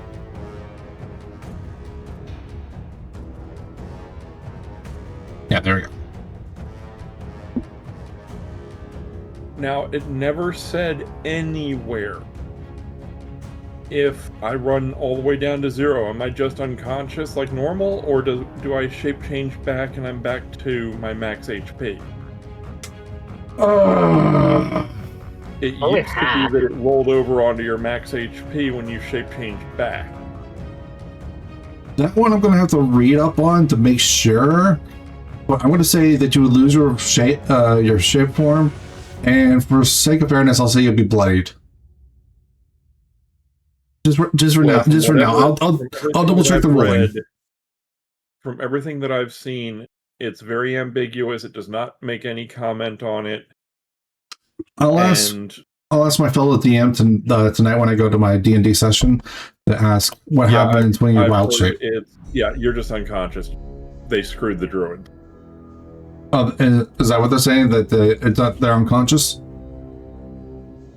I've heard rulings both ways. There's players that think that it should go straight to unconscious because they hate druids, and then there's ones that actually play druids that think that yes, you should be like the old rules. Okay. But it depends on the GM. What do you feel? I'm gonna say, for sake of fairness, I'm gonna go that when you lose the HP from your being in wolf form, when you go to 0, you will go to bloodied. You will be bloodied when you go back to normal form. I think that's fair. Okay. Like it's still like you're still taking damage, so you're not. So I don't know. I honestly think bloodied should be fine. Yeah. Yeah, the whole thing with only getting 2 temporary HP for the wild shape just doesn't sit right. Yeah, that's weird. That's really, really it just weird. Sounds really nerfing. I can't deny that if there probably was a good reason for them nerfing it, because it was a little like, oh, I have like 32 hit points from being a bear or something like that. That's an example, by the way, not an actual number, but like I have 32 HP from being a bear, then I have my 30 HP from being normal druid. It's only nerfing early game. Or OP early game, and then it just becomes, okay, you take 1 extra hit. Yeah, but by the time you get to late game anyways, you're already pretty overpowered anyways. So the hard part's supposed to be the early game, quote unquote, I guess. Anyways. Because essentially, like, D&D, in a sense, if you think about it, is literally just the story of ordinary people becoming, depending on, like, the campaign's max level, is you become, like, these superhumans. So yeah, I don't know. That's just my thoughts on this. But anyways, so enough about that. Did that. Giving apologies. Poppy! Yes. Your turn. Come on, Poppy. I will shoot. Watcha. I'm hoping. Oh, this is the nat 20. I was hoping. 13. That misses. Barely, but it misses. There's Like nothing you, left to like scan, right? So I want to set the scene right quick. What happened essentially is like you take out aim and fire, and like just like those scenes with the anime where it's like they just barely dodge it and it goes like through their hair or something like that, and it makes a hole through their hair. It kind of like that. It's kind of like that kind of scene. And as for the scan, it's a bonus action, and there is one thing left technically to scan. The bloodied action. Okay, but so if I'm done doing that. Technically, there is more information, but yeah, essentially. But it would, because you've seen it proc off, like it would be a super easy DC. Yeah, I mean, I'll scan it. I don't have anything else to do my bonus action on. Okay, I think that would be a religion check because of the nature of the bloodied action. Yeah. That is a 20, a dirty 20. All right, so essentially, the bloodied action is that from half health and below, this white will start doing damage, bludgeoning damage, and necrotic damage to everything that is around it within 10 feet for at the beginning of every turn of it. There is a way to turn it off, however. Now, I can't give you the full information, but because you got a 20, I can give you the information on what it involves. Because of your high, normally if you rolled like a simple like just barely enough or like a 10 or something like that, I probably would have been like, there is something in this room that would help you figure out how to turn this off. But because of a 20, I will say the way to turn off this ability involves the altar that is up to the top right here. I don't know if you can see that or not. Did you see the ping? Yes. Okay. So if you want to turn it off, you would have involved that shrine.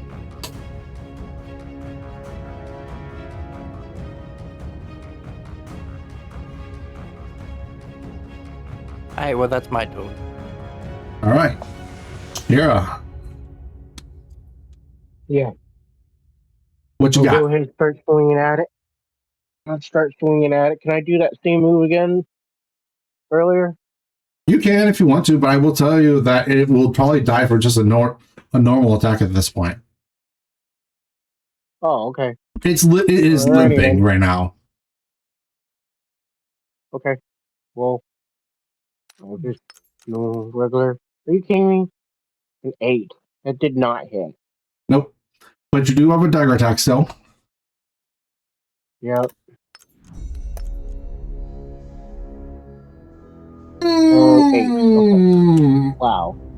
That's Is it because I'm unfortunate. bracketed? Is it because I'm bracketed? That's so unfortunate. Okay. Yeah. Well, that's probably be it for me. I can almost imagine what's happening right now is that you're kind of just you are swinging your sword. You're feeling very tired because this combat's going on for like 6 rounds and combat's exhausting. So you guys have been swinging your swords, running around, using magical energy and such like that. And this is a point where like you are actually, I almost imagine like you and the Withered Warden are clashing swords right now, and you can just hear like the soft sizzle voice. And for purposes of video, I'm going to say this is more like a whispered stage whisper. And essentially, but Shiro would be the only one that would hear this. Maybe Glimmer, but it would be like, kill me.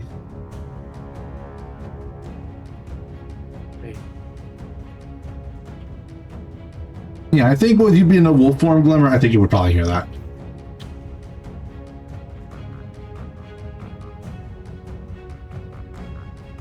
All right, Shiro, I assume that's your turn. It is. Okay, Glimmer. I'm going for the bite. So I've still got advantage on it. Bite Night. That is plus what again for the 11? It's a 15 to hit. 15 hits. Plus 4. 15 will hit. Alright. It was plus two to this. And then plus 2 to this. Okay. How do you finish it off? How do you wish to finish this thing off?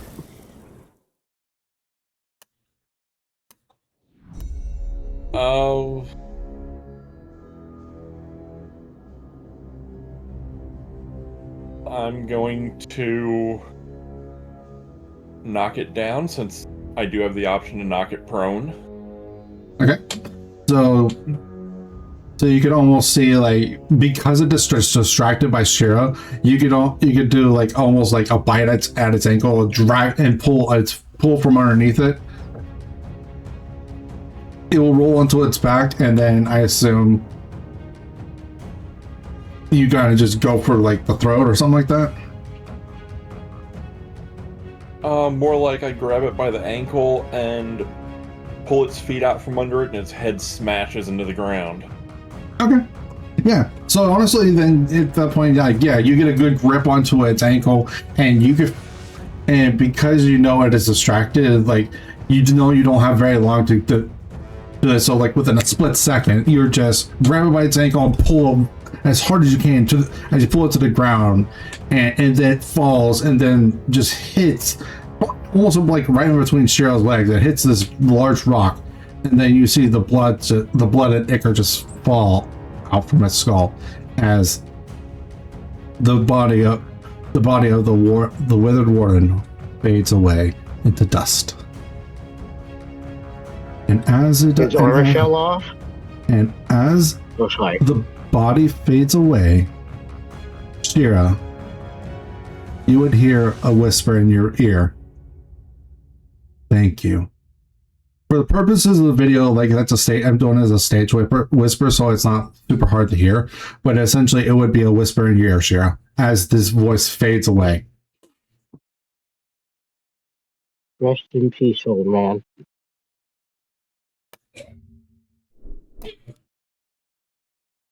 All right, and that is, my friends, the fight. Well done. It was definitely some difficult fight, but I think that was actually not too bad. Like it was, I think the mechanics kept it kind of interesting. Yep, that was cool. You know, that's a good thing. And there was some weight to it because I lied. It didn't feel like it felt like a proper fight, I suppose. I get to say. Well, this time It wasn't like, oh, I pushed you over and win the game, sort of thing. Yeah, I definitely went with. Well, that was kind of cool. I will say that I admitted to like changing the HP of the white a little bit, but like I felt like you guys were going to take it out too fast. Like if it was the original HP, that's why. Gotcha. Makes sense. Like I want you guys to take it out quickly, but I don't want you to take it out too quickly because then it's just no fun. Yeah.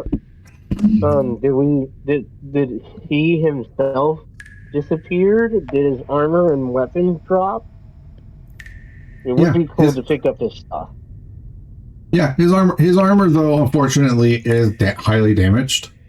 So if you wanted to repair it, like it's possible, but it would cost money. Yeah, that's fine. I'll take care of it. Okay. Do I put that in my inventory? Yeah, I would say make a note of having broken. Let's see, what kind of armor is his? And weapons? It should say. That's what I'm trying to figure out.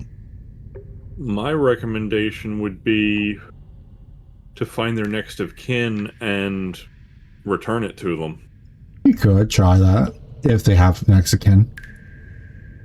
Now, I will say with the armor class of 14. I mean, he was also from like pre the Great Disaster, right? So like it would probably be nearly impossible to find next of kin for him. Yeah, exactly. And even if they exist, they probably wouldn't know who he is. Well, Maybe. if he's in books, Sword and people wear know it. who he is. But Yeah. Great Disaster was what, 400 years ago, right? It was a while ago. Yeah, I would so, say- I mean, like, 400 years ago, yeah. That sounds most- about right. yeah, most people don't know who their ancestors were 400 years ago. Whoa. That's fair. Yeah, so I'm just gonna repair it and probably wear it. Okay. Sweet, I got stick arm. I will say it's rotted plate armor. So I would put into your note. Yeah. I gotta clean. Yeah, I'm sorry. So in your notes on your character sheet, put a note of you have rotted plate armor. It would have this. It would have the symbol of Atara on it.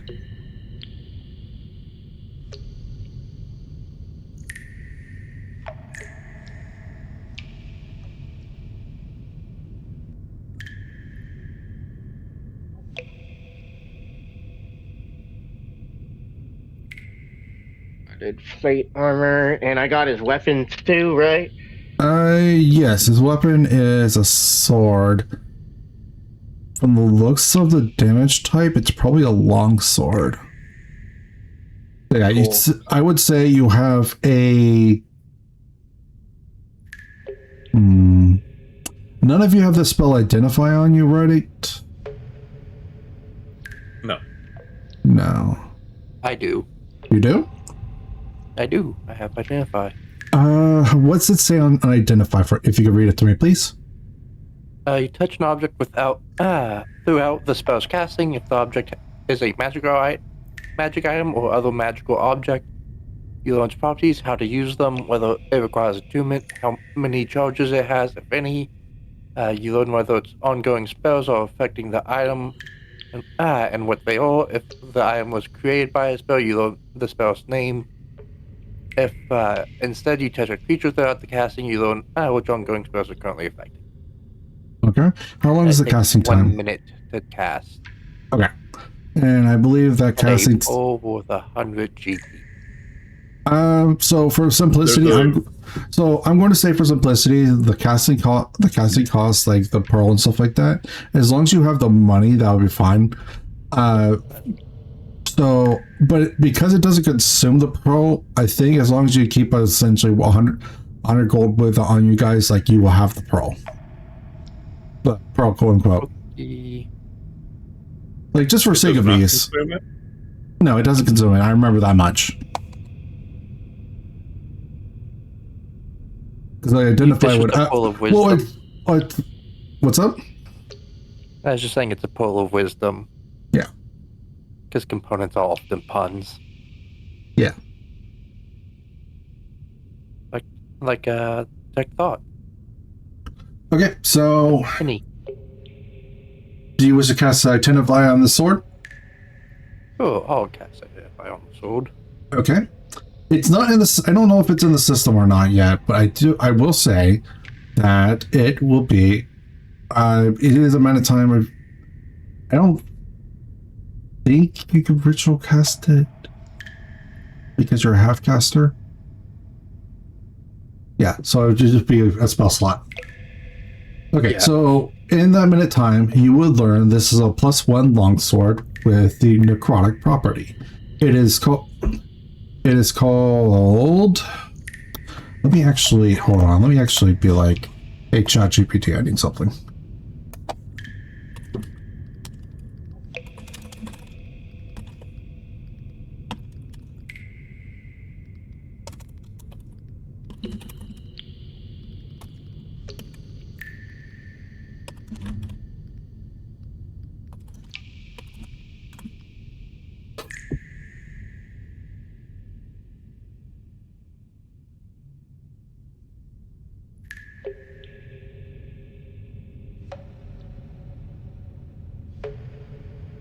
I like that name.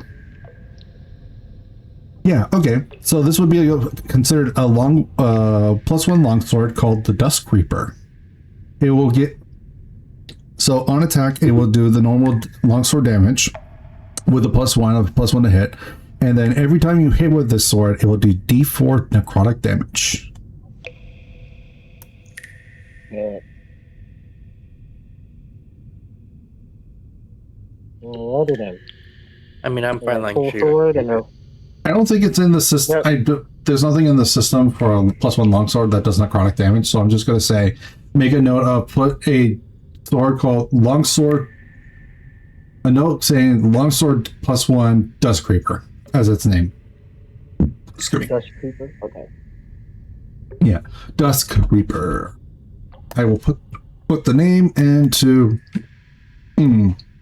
excuse me, into the campaign chat.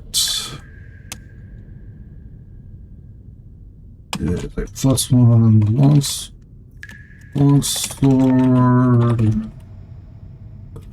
plus D4 necrotic unsuccessful hit.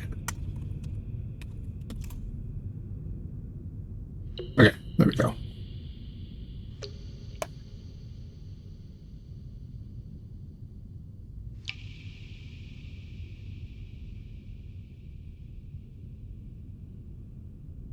know about the rest of you, but I could definitely use a rest after that.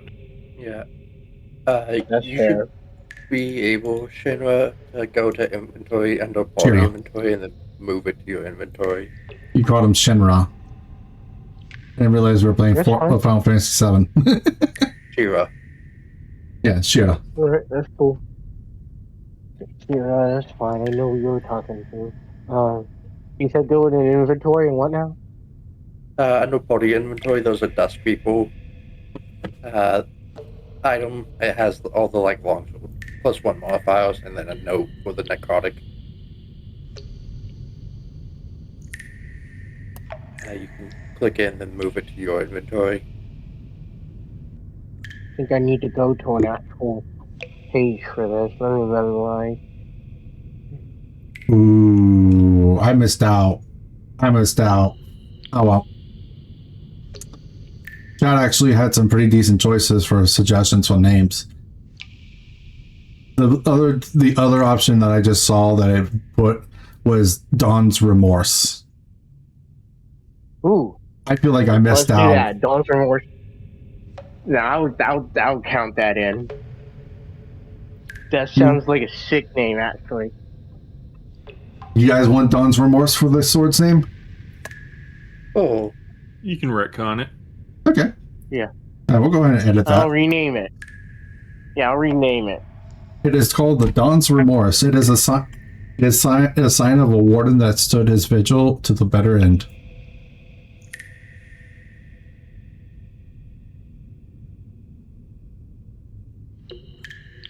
I guess All I right. can write it down and figure it out later. So, what is... Well, actually, no, I don't think this would matter for a passive insight. Or not insight, but for perception. I think this would be fine. Okay. So, as you guys are finishing up the fight, kind of gathering up the materials, you see the shrine light up bright as if the room starts to become filled with a bright silver energy. Actually, no, not silver, gold. It would be gold.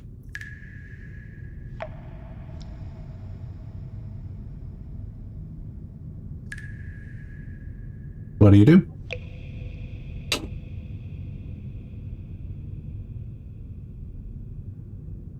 Sorry, I was making notes. What happened now? So from the shrine, as you guys are doing all this, from the shrine, you would see a large golden pulse come out from the shrine, filling the room. What do? Do you just let it happen, or? I guess we'll check it out, I guess. yeah, I'll just keep an eye on it. I'm assuming that it's not possible to evade this light, so... It is filling the entire room. Yeah, there's not much we can do against it. So... just prepare myself for what's coming. Okay. As you see this golden wave of energy filling the room, it will cover over you guys, and you will feel safe. You feel like nothing that is evil can make its way into this room. We purged the foe. Yeah. So Alright, a tutorial would pop. A tutorial at this point would pop up. Sanctuaries. Sanctuaries are areas that you can take a long rest safely without having to worry about an enemy coming in and attacking you while you sleep. If you wish to take a long rest, you will only get one opportunity, though. You will not be able to use this place as a sanctuary as another time. So be aware, when you find a sanctuary, you may only have one chance to use it.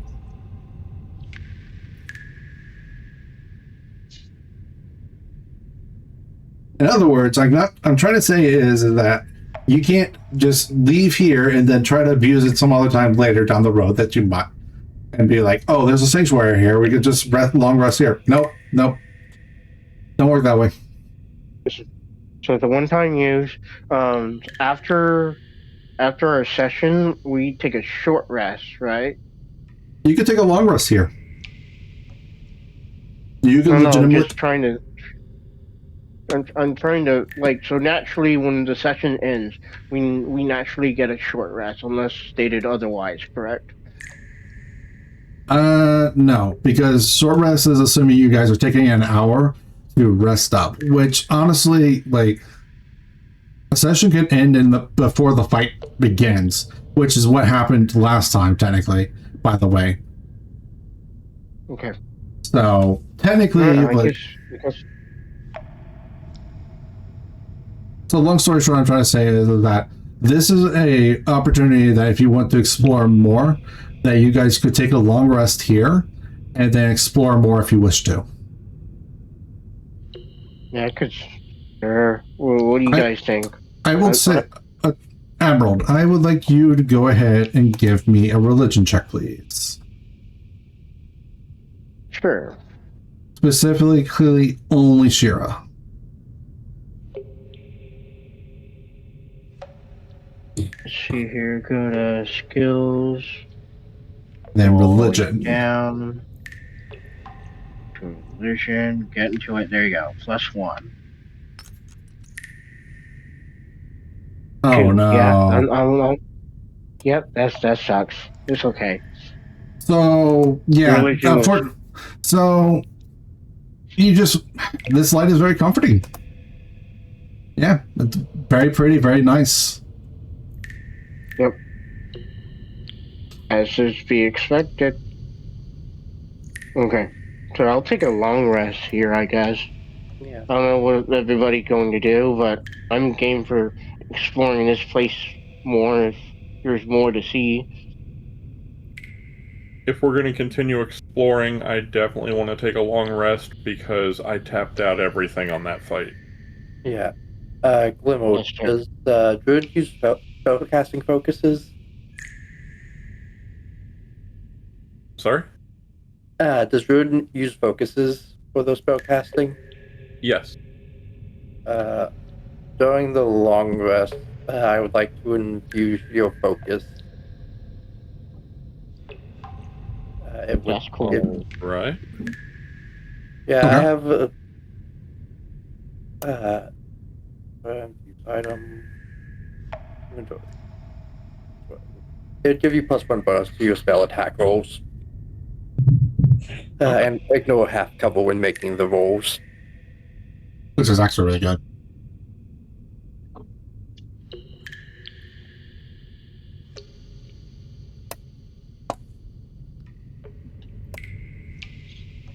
For the long rest, are we doing the half hit dice or all hit dice?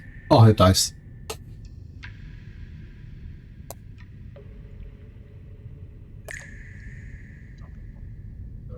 It is all hit dice for that one. That personally, that makes more sense to me.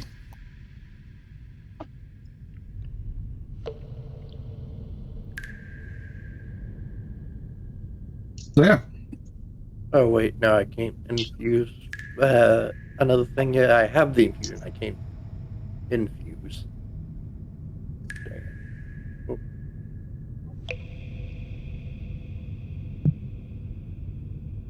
All right. So if you have rations, you would go ahead and consume one of your rations, and you would probably use one of your water skins if you haven't already. I think you refilled it back at the lake, so that should be fine.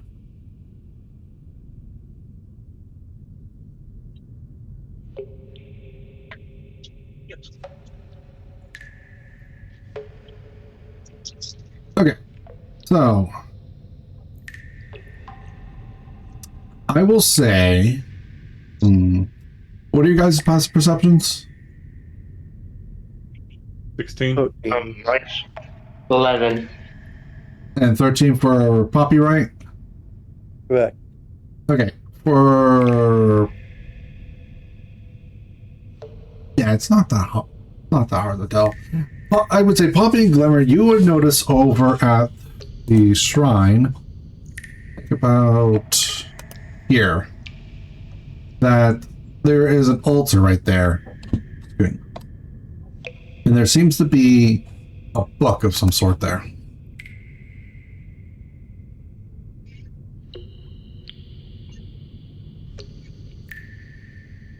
There's a what now?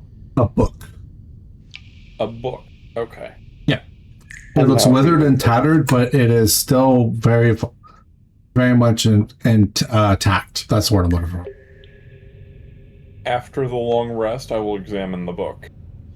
Okay.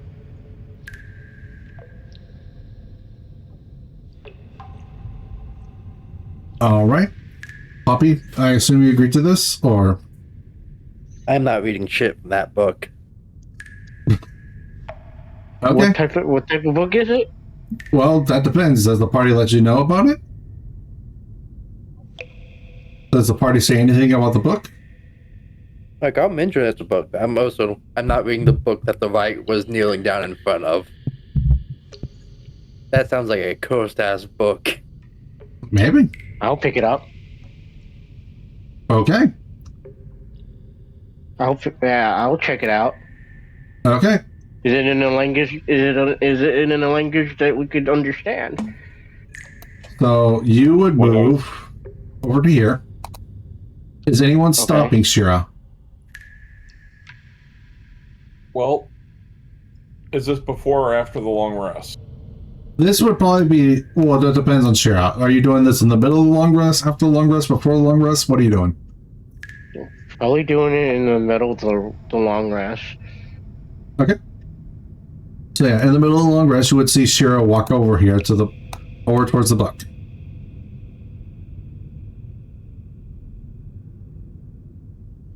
You guys do anything? I'm sleeping. I'm resting. Yeah, I'm resting. Yeah. I clicked my long rest button. Okay. All right, Shira, this will... Where's the long rest button anyway? It's at the very, very top. Yeah, top of the sheet, and then it'll be like right above where your walking speed is. Oh, on the character sheet, not the map thing. Okay, gotcha. Yeah, also, Yeah, I want to that. note that technically we are in the middle of the long rest, so don't click that button quite yet. Okay, alrighty then. So, what's going on now? Well, that... Looked at the book. Okay, you're looking at Am I supposed to do a check? Before... Well, I was trying... Before I went and laid down, I would say try not to do anything until after we've rested up so that we are ready for whatever happens next. Okay, so I'll just pick up the book and go back to sleep. Okay. You pick up the book, but you have to be very delicate with it because this is a very old book. If you're not careful, this book will fall apart. Okay. Cool. Am I supposed to do a dexterity roll on it? No, I'm gonna say as long as you pick it up gently, you should be fine for now. I pick it up gently. Okay. And yeah. Okay. Yeah. You pick up the book and you just walk up. I will like to note this is a very large book. It actually takes quite easily both of your hands to carry this book. Yep. I could probably use it as a pillow. I probably wouldn't suggest that though. Also, to be fair, you have bed. Okay, well. To be fair, you also have bedrolls, but bedrolls already have like a natural pillow attached to them, quote unquote. So you don't really need a pillow. Okay. Gotcha. Alrighty then. So, Okay. So now you I can guess go I'll ahead. add to a note for. I would like to note you could go ahead and take a long rest now. Okay. Shall I add this big book to my inventory too? Well, let's see what happens first. Okay, you would. I assume you would be all waking up now, and you now see that Shira has this book.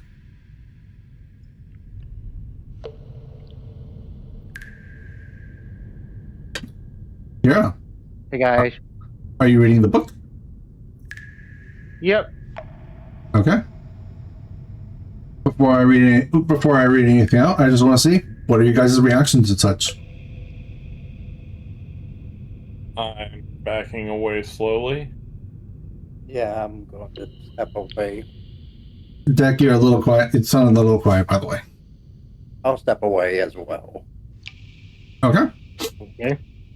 All right, and is the book Shira, is the book open when they see you with the book, or is it closed and you still haven't opened it yet? It's closed. I haven't even opened it. Okay. Do you open the book? Yes. Okay. What does the cover say, though? There is no cover. There is no text on the cover, should I say? Okay. All right. So I open up the book, page 1. Okay.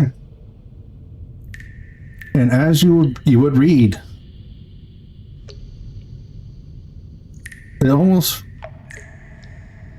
feels like a bit of a journal/slash documentary or something.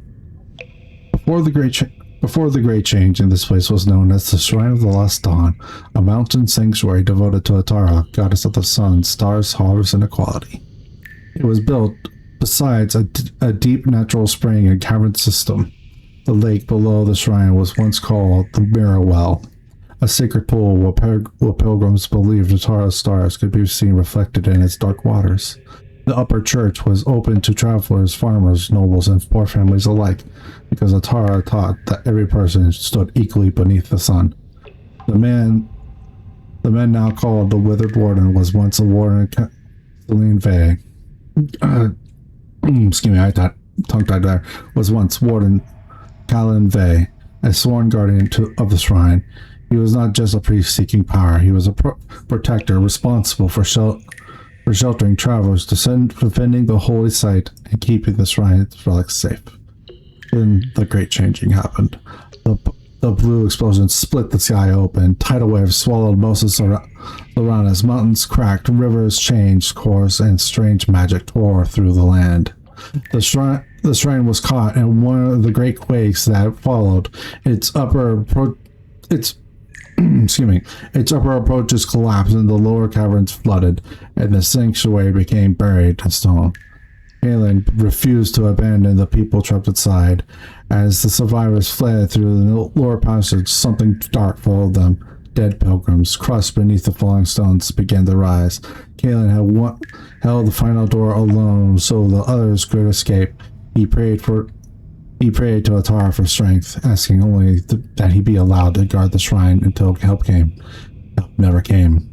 The shrine was sealed beneath the earth for generations. Kalen died at his post, but the lingering magic of the Great Changing twisted his final oath.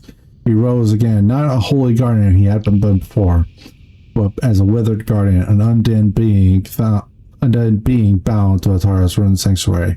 He still believed he's protecting the site. Anyone who enters is judged as an intruder, a tomb raider, or an enemy of Atara's last refuge. And then there's a new part that you had not heard of yet. And then there is a desiccated gas that can be found. Can be one of the pilgrims or the guards who died. I'm actually going to skip. Actually, wait, I need to skip a little bit. There it is. Okay, sorry, I forgot. I did say that the lieutenant. I want the lieutenant to change a little bit. So they will say that the desiccated gas was the Kalen's lieutenant in life and the second command of the Shrine Guard, trusted to patrol the lower caverns and keep pilgrims safe. And when the shrine collapsed during the Great Changing, the lieutenant was trapped below while Kalen held the final sanctuary door above. The same twisted magic that bound Kalen's oath to the shrine turned his lieutenants into the desiccated gas. Now, the gas still follows its old duties in a broken way. It stalks the lower passages, protects the hidden routes and treasures, destroys anyone trying to reach the Warden. That also makes this area feel not completely safe yet. Though with the energies that are there, you are definitely safer now. Now, so what that would tell you is that essentially there is still technically another enemy, another powerful undead in this area. And and because of the way it's worded, you would know for a fact that it would be to the south path.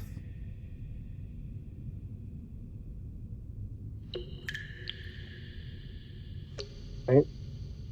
So we all woke up. I read all this content.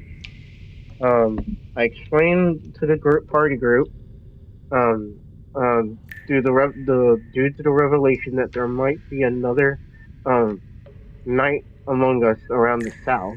Let's explore elsewhere. The way it is worded, it would definitely be noted that it is in this cavern somewhere. Yeah. Oh, it's somewhere. Okay, in the south. Okay, so it's unavoidable. Okay. Well, it's in the south. It's in the southern parts of the cavern. So when you went into this, so when you did that arrow trap room or the arrow trap hallway, excuse me, there was a split. After you finished that part, there was a split in the path, which would you guys either could have gone north or to the south. You guys went north. So this is the area that is to the north. To the south is another area. Okay. With that being said, I was like, hey guys, there's something in the south worth checking out, but we need to be cautious to other dangers that might be, because yeah, there's this lieutenant guy. Just we haven't even seen nor confirmed his body, and that sort of thing. Do you tell them the name of the lieutenant? Of what it became? Sure, I'll share. I'll divulge that information too. Okay. You would note that it was a yeah. desiccated gas. It was called the desiccated gas.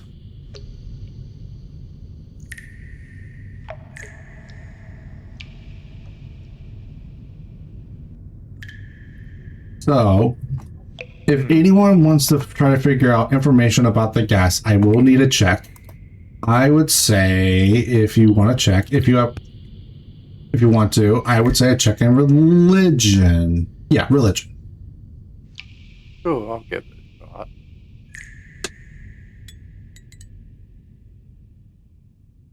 Okay. 22. Would I be What's up? Oh well. Would I be able to find out any information by using an Arcana check about a ghast?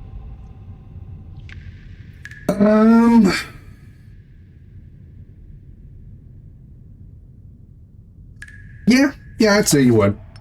I say Arcana would be viable for this too. Then I will roll an Arcana check. Okay. Oof. Okay. Yeah, no. Unfortunate. That sadly just happens. Okay. These days, hey, Well, the dice actually haven't been that bad for you. They really haven't.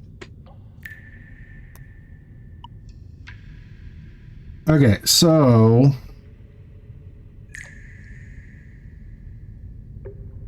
double checking something. Yeah, so Poppy, you rolled a 22? Yes. Okay, so you would know for a fact that ghasts are also considered an undead creature. While considered slightly weaker than a wight, they are very deadly and very, very dangerous for one reason and one reason mainly. They have an ability that allows them to paralyze their foes with their claws. And for those, this would be a tutorial moment. Tutorial, when you are paralyzed, if you are hit by a melee attack, it automatically becomes a crit.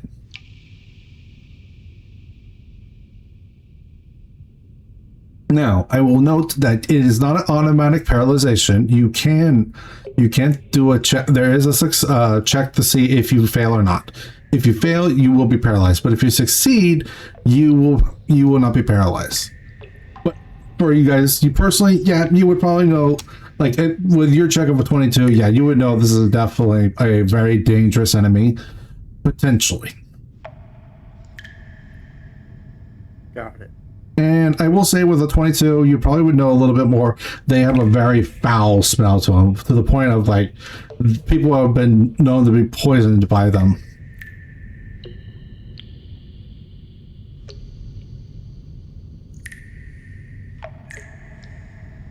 All right. Yeah, that with a 22, that's the information I can give you.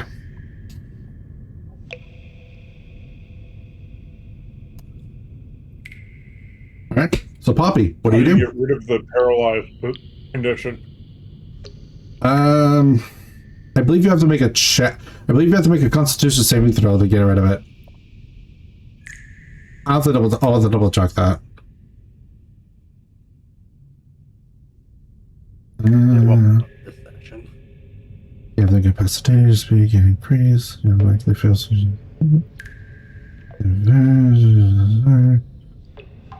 Yes, it is against space. It's not telling me here. But I'm pretty sure that you can make a Constitution saving throw to try to get out of it. Okay, it says actually right here. It actually is the target has a paralyzed condition until the end of its next turn. So once your turn ends, like, you would be out of the paralyzed condition.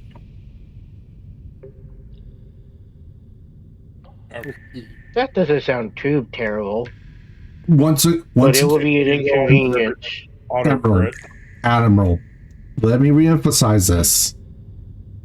If you get paralyzed, automatic crits if you get hit. That's what caused me to take 19 damage. Oh, okay. Yeah. Mm-hmm. Now, the check is not super hard, though. I will note that, but it doesn't change the fact that paralyzed is a terrifying thing to have. It is absolutely terrifying. That's why people don't like gas, typically. But at the same time, from what you can read, it would be only one ghast. Yeah. Yeah. It sounds like he's trouble enough already. Well, don't forget you just took a long rest, so there's that. And what was that, Deck? Gasp. Aghast. Yeah, pretty much. Okay. Alright. Yes, sure. All right. So, with that being said, I will say we go ahead and wrap up this session because it's about 20 minutes till 4. So, and I do have somewhere I want to be after this, so I do, but I'm not wrapping up quickly. I'm ending it here so we can go ahead and do our normal part.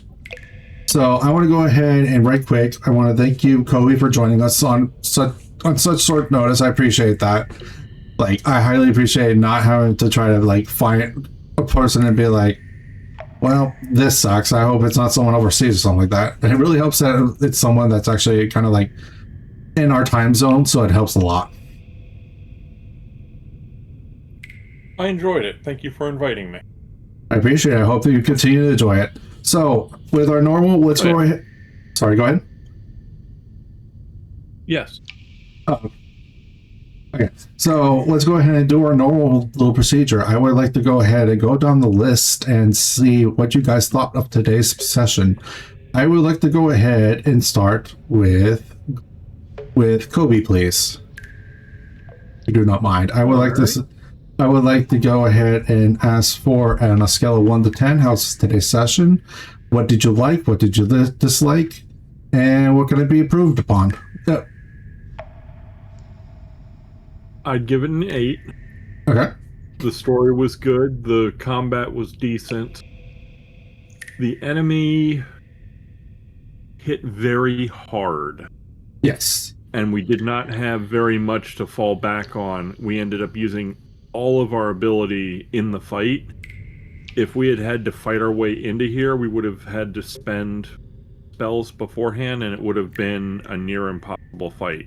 That's why I only the white was here, because I was trying to make it a boss fight, so it would be difficult for level 2 characters, but not too difficult.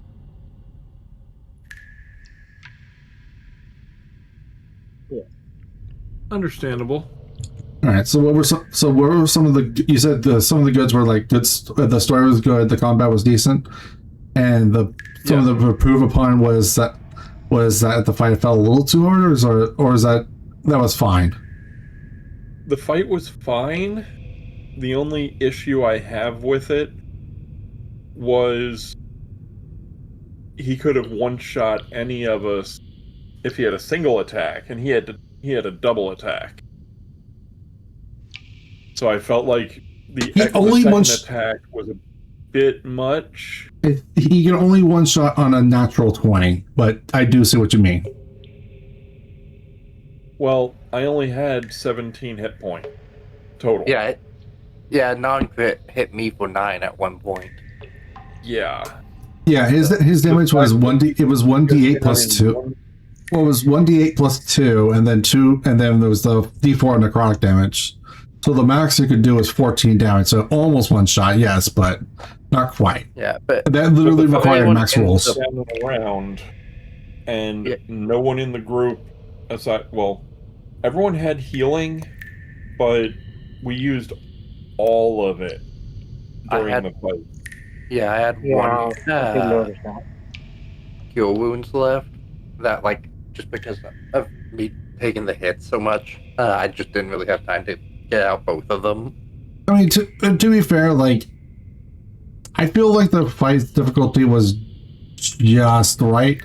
It may be a little too hitting a little too hard, but I think I was just rolling too high. I was rolling really well, and I was fudging some of the rolls, by the way. So I wasn't just completely billing. I would say that's what I was hitting with fudging. I think he should probably either not had 2 attacks or had a smaller sword. See, the biggest thing is that I'm trying to emphasize here is that this was the main boss of the area. This wasn't. Yeah, I get you wanting him to be intimidating. It's just kind of as Kobe was saying. It's just because of where all health totals are at. It was not unreasonable to think that, in a turn cycle, he could just take someone down because he rolled just slightly above average.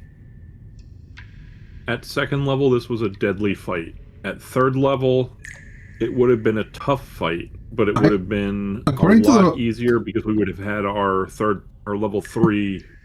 Oh, wait, I see what's happening. Okay, so because the 2 characters in the party, so what ended up happening, I see here, is because Kobe, the two characters you have in here, the encounter builder put it as a hard encounter, not as a deadly encounter. So I didn't think much of it at the time, but then I remembered, technically, there's 4 characters in this party because of the other character in the campaign. That's what happened. So it's okay. Okay, I think that honestly that.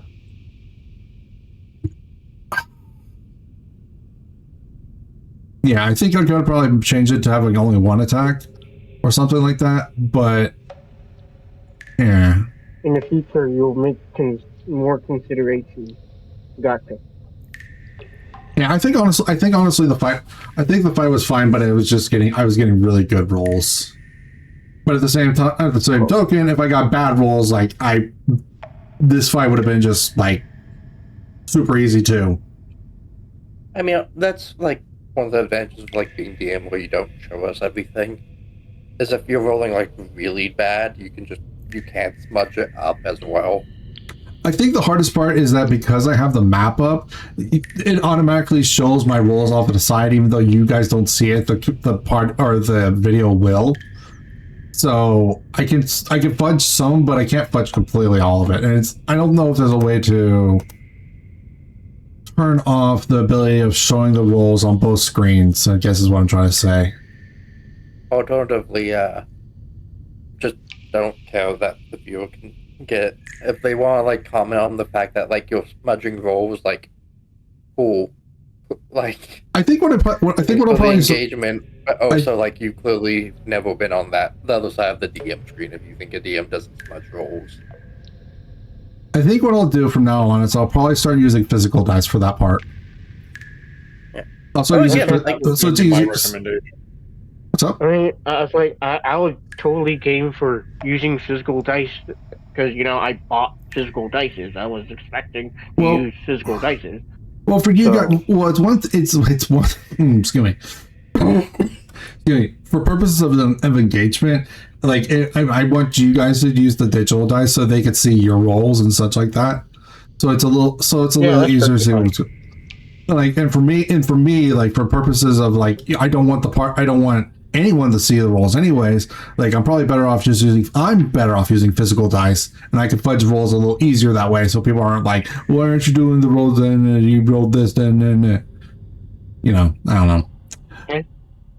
Yeah. Okay. Like, Mhm. again, I would also say just like I don't care about if the viewers see that you're smudging.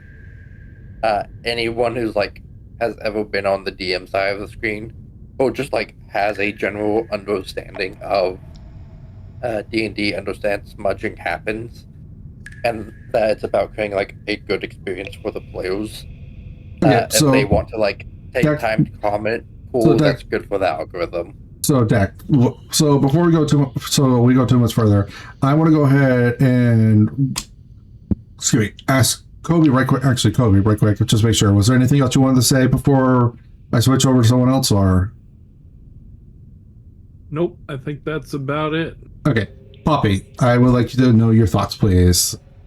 The same jazz as normal. I mean, yeah, 8. Well, Again, I think there's a little bit of improvements from last time. Most of the session was combat, so there's not a ton outside of it to there was really some lore. comment on. There was lore. There's a little bit, but we definitely spent the majority of this session in combat. Well, yeah. With like just at the very end having the book. Well, we did also get a little bit of lore like mid when I believe it was you that get the name. I think what? No, wait, it was sure. I think. Yeah, she got it. Yep. Yeah, but the vast majority of the session was combat, so like that's going to be kind of what I evaluate today's session on.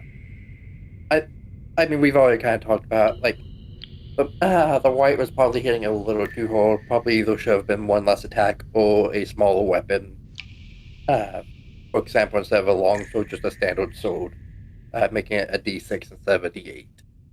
A short Changes, like, sword. the numbers pretty significantly on how likely it is to one-shots, take someone down in one turn Yeah. without crit.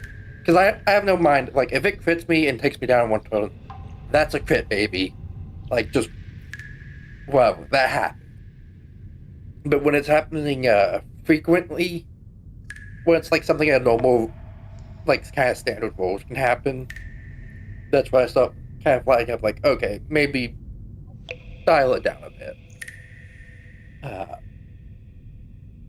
Yeah, so either slightly smaller weapon, just changing it from like D8 to D2, or one less attack, depending on like which way you would rather it kind of convey. Would you rather convey him as like big strong man hit hard, or skilled swordsman make multiple attacks?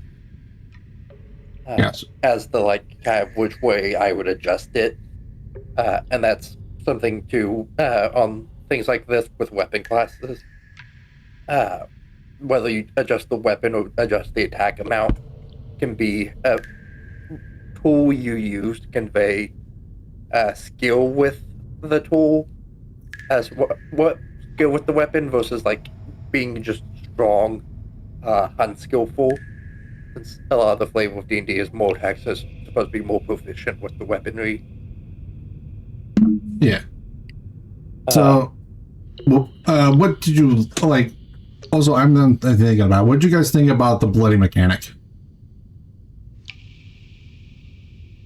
My thoughts would be when he hit bloodied, it would be either he starts doing, like you did, the AoE damage, or it would allow him to use the second attack. Maybe he stops holding back.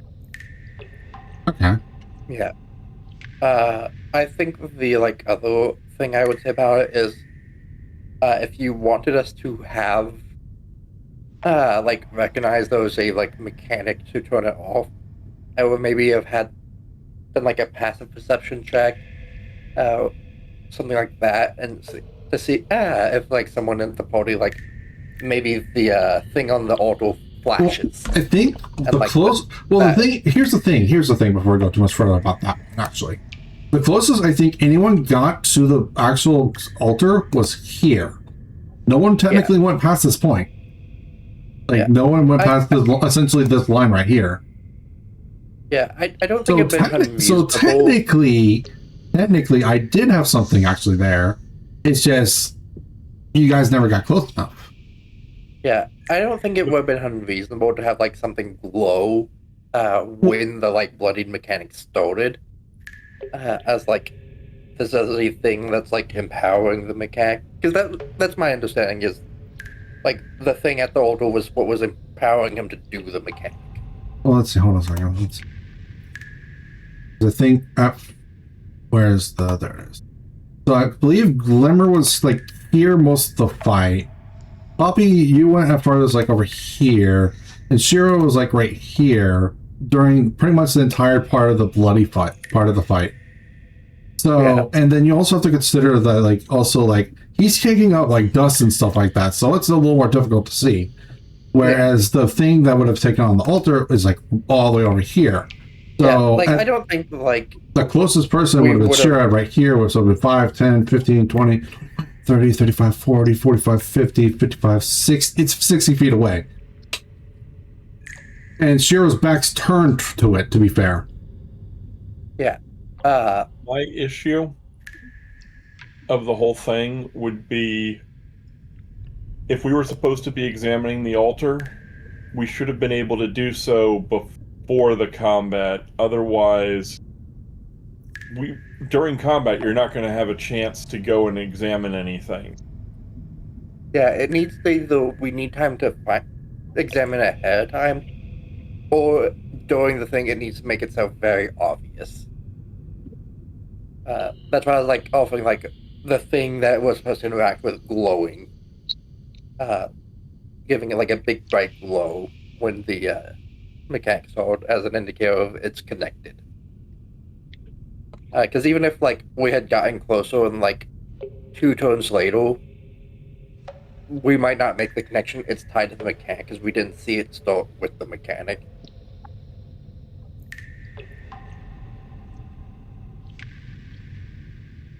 Same thing too, I kind of mentioned last time. If you want the players to have information that you think is like absolutely critical, just say it. Like just instead of making us have to like roll for it and maybe miss something like necessary. Well, this wouldn't have been a roll. And just say, yeah. I don't even think did I make you guys roll? Hold on.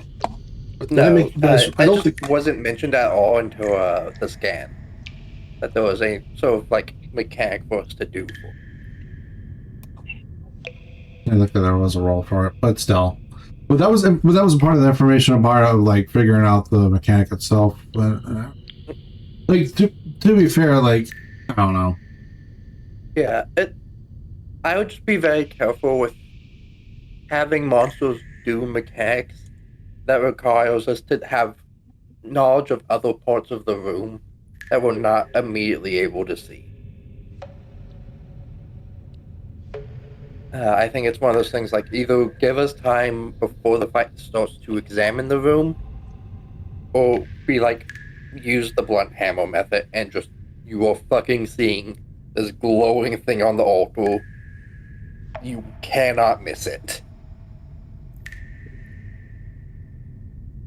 The way I see it, the fight started as soon as we entered the room, so we had no chance to approach the altar, examine the altar.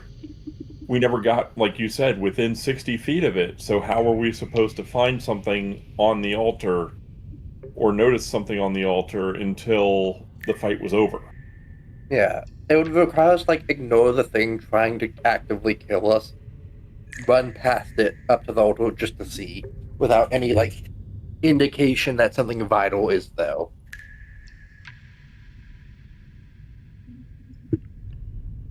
I'm not ignoring you guys. I'm thinking. Yeah, I do think having I'm gonna put this out there. Put this out here for future notes. I'm probably gonna tie mechanics mostly to the bloody mechanic. So when the scans happen again and they have a bloody mechanic, that will definitely be something that will be probably like something hey, this is important.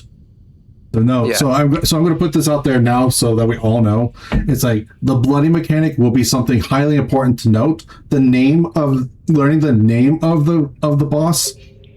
I'm going to probably limit the scans to probably bosses and mini bosses, and learning the name of the character will still probably lower the DC of trying to figure out the stuff, and then also keep the bloody mechanic still like, hey, this is going to be its mechanic. Yeah, I think having like mechanics that have interaction for us to like engage with is good. I do like that. I just think if it's going to be something related to the environment other than directly to the monster, it either needs to be like very telegraphed, or us have time to gather context of the environment we're in. If there was a glowing tether between the boss and the pillar, or the altar, then we would have had an excuse to go and examine it mid-combat, versus continuing the fight, have one person lead him around or something. But the boss also moves much too fast for us to actually react. Well, without being in that 10-foot range. I mean, yeah, it is 30 feet movement, so I mean, Yeah, like we How are came we out. supposed to examine the pillar while fighting the boss, while avoiding that 10-foot range? It's near impossible, and that damage from the area of effect was brutal. yeah. I was actually about to move away from him, taking the attack of opportunity, giving him the attack of opportunity so I wouldn't be in range for that initial burst of the AoE. If I hadn't taken him down on that last hit. Because that AoE would have taken me out on its own. Okay. That was the same thing as giving the boss a third attack every round.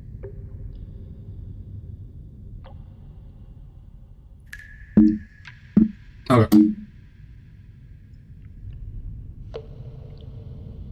Alright. All right. Sure. Me? Yeah. So this was actually pretty fun.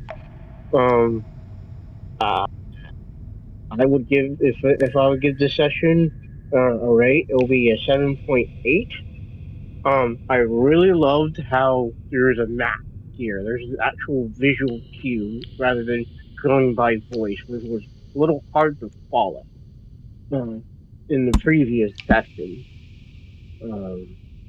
That's all about me, and everybody said their piece because they know more than me. So, I'll leave it at that. All right. So I believe we are actually out of timeout at the moment. So I will say, as the DM, I will say that I did alter some of the mechanics mid-fight. So the actual damage was actually supposed to be, by the way, for the bloody mechanic, it was supposed to be D6s. I did change it to D4s. So I did alter some of the stuff. So it's not like I completely just went like, oh, I think I'm doing I completely, the same thing. If that makes sense. Yeah. So like I did alter stuff as I went. I did try to alter some stuff. It's difficult to balance something and try to make it be like, I want this boss fight to be difficult, but then if I alter something a little too much, then it becomes too easy, then it's boring, and I don't know. Yeah, I know. Welcome to game design. Yeah. Welcome to game design. You'll get a feel as you go. I know I've mentioned before, using an HP range for enemies a lot of times can alleviate this. Yeah. Because it gives you the flexibility of, the party's tag. And I altered that too. I did alter it. Range. I did alter it. I believe you. It's all good. Same thing. Something you can do is like for the bloodied, just not mention it that it's bloodied the moment we hit it to bloodied, but instead when it starts to do the mechanic. Is a thing you can do too to help hide how much HP it has. If you're concerned about players like tracking to figure it out. I'm not too concerned because I'm trusting you guys to be like, you're just enjoying the fight and just kind of like going at it. But at the same time, like obviously, you're still wanting to keep track to some degree. Yeah, like I've been like making a point not to keep track of like health. I will say that like, even when it bloodied, it actually bloodied. When it did actually hit bloodied, it actually dropped a significant amount below its actual half. So it actually even then, like keeping track of like when exactly it hit half was a little difficult for keeping track like of just that if you don't know the stats already beforehand. Yeah, but yeah, that's like one of the things is like given HP range. Yeah, and I did use that. It was just unfortunately some of the latter hits were very low, so it was very difficult to get a defining moment. Yeah, glad to hear you're using it. Like that's one of the things that can help ease up. If like a fight's too difficult, using the less HP of the range. If the fight's been too easy, using the heavy. I will also say that if you do guys go fight the gas, there is no multi-attack there. Yeah. There is no multi-attack on this creature.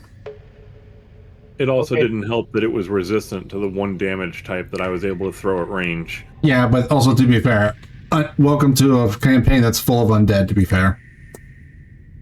Yeah, my next level, I get a different element added to my range attack. I will. So, do we even level up? I was gonna say, because you did level up so recently, I'm not gonna say that you're gonna level up off of this, but if you go fight the gas, you will level up, guarantee it.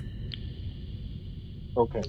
I was gonna say there was such a hard fight. I think we got a lot of points, my guys.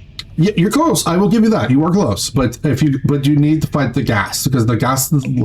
I will tell you right now, there are no other enemies in this cavern. Literally, just the ghast. So we can't kill some random slime and just go that extra inch for. You're not that close. I mean, if you saw an XP bar, you'd be about 10% away right now. A slime wouldn't even give you 1%, by the way. Right.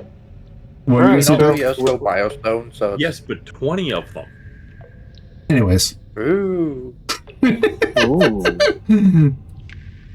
But yeah. Alrighty. So that wraps it up. Yeah, so it is actually past our time, so I will go ahead and do our quick wrap up. So thank you all very much for joining me here today. I do appreciate it. Thank you very much for all your support. And we'll say next week we will be on our normal time. This week was just a bad week because I had jury duty, like I said at the beginning of the session. So we will be back at normal time, normal day. So thank you all very much for joining me, and thank you for joining me in the Gaming Den. Thanks for watching.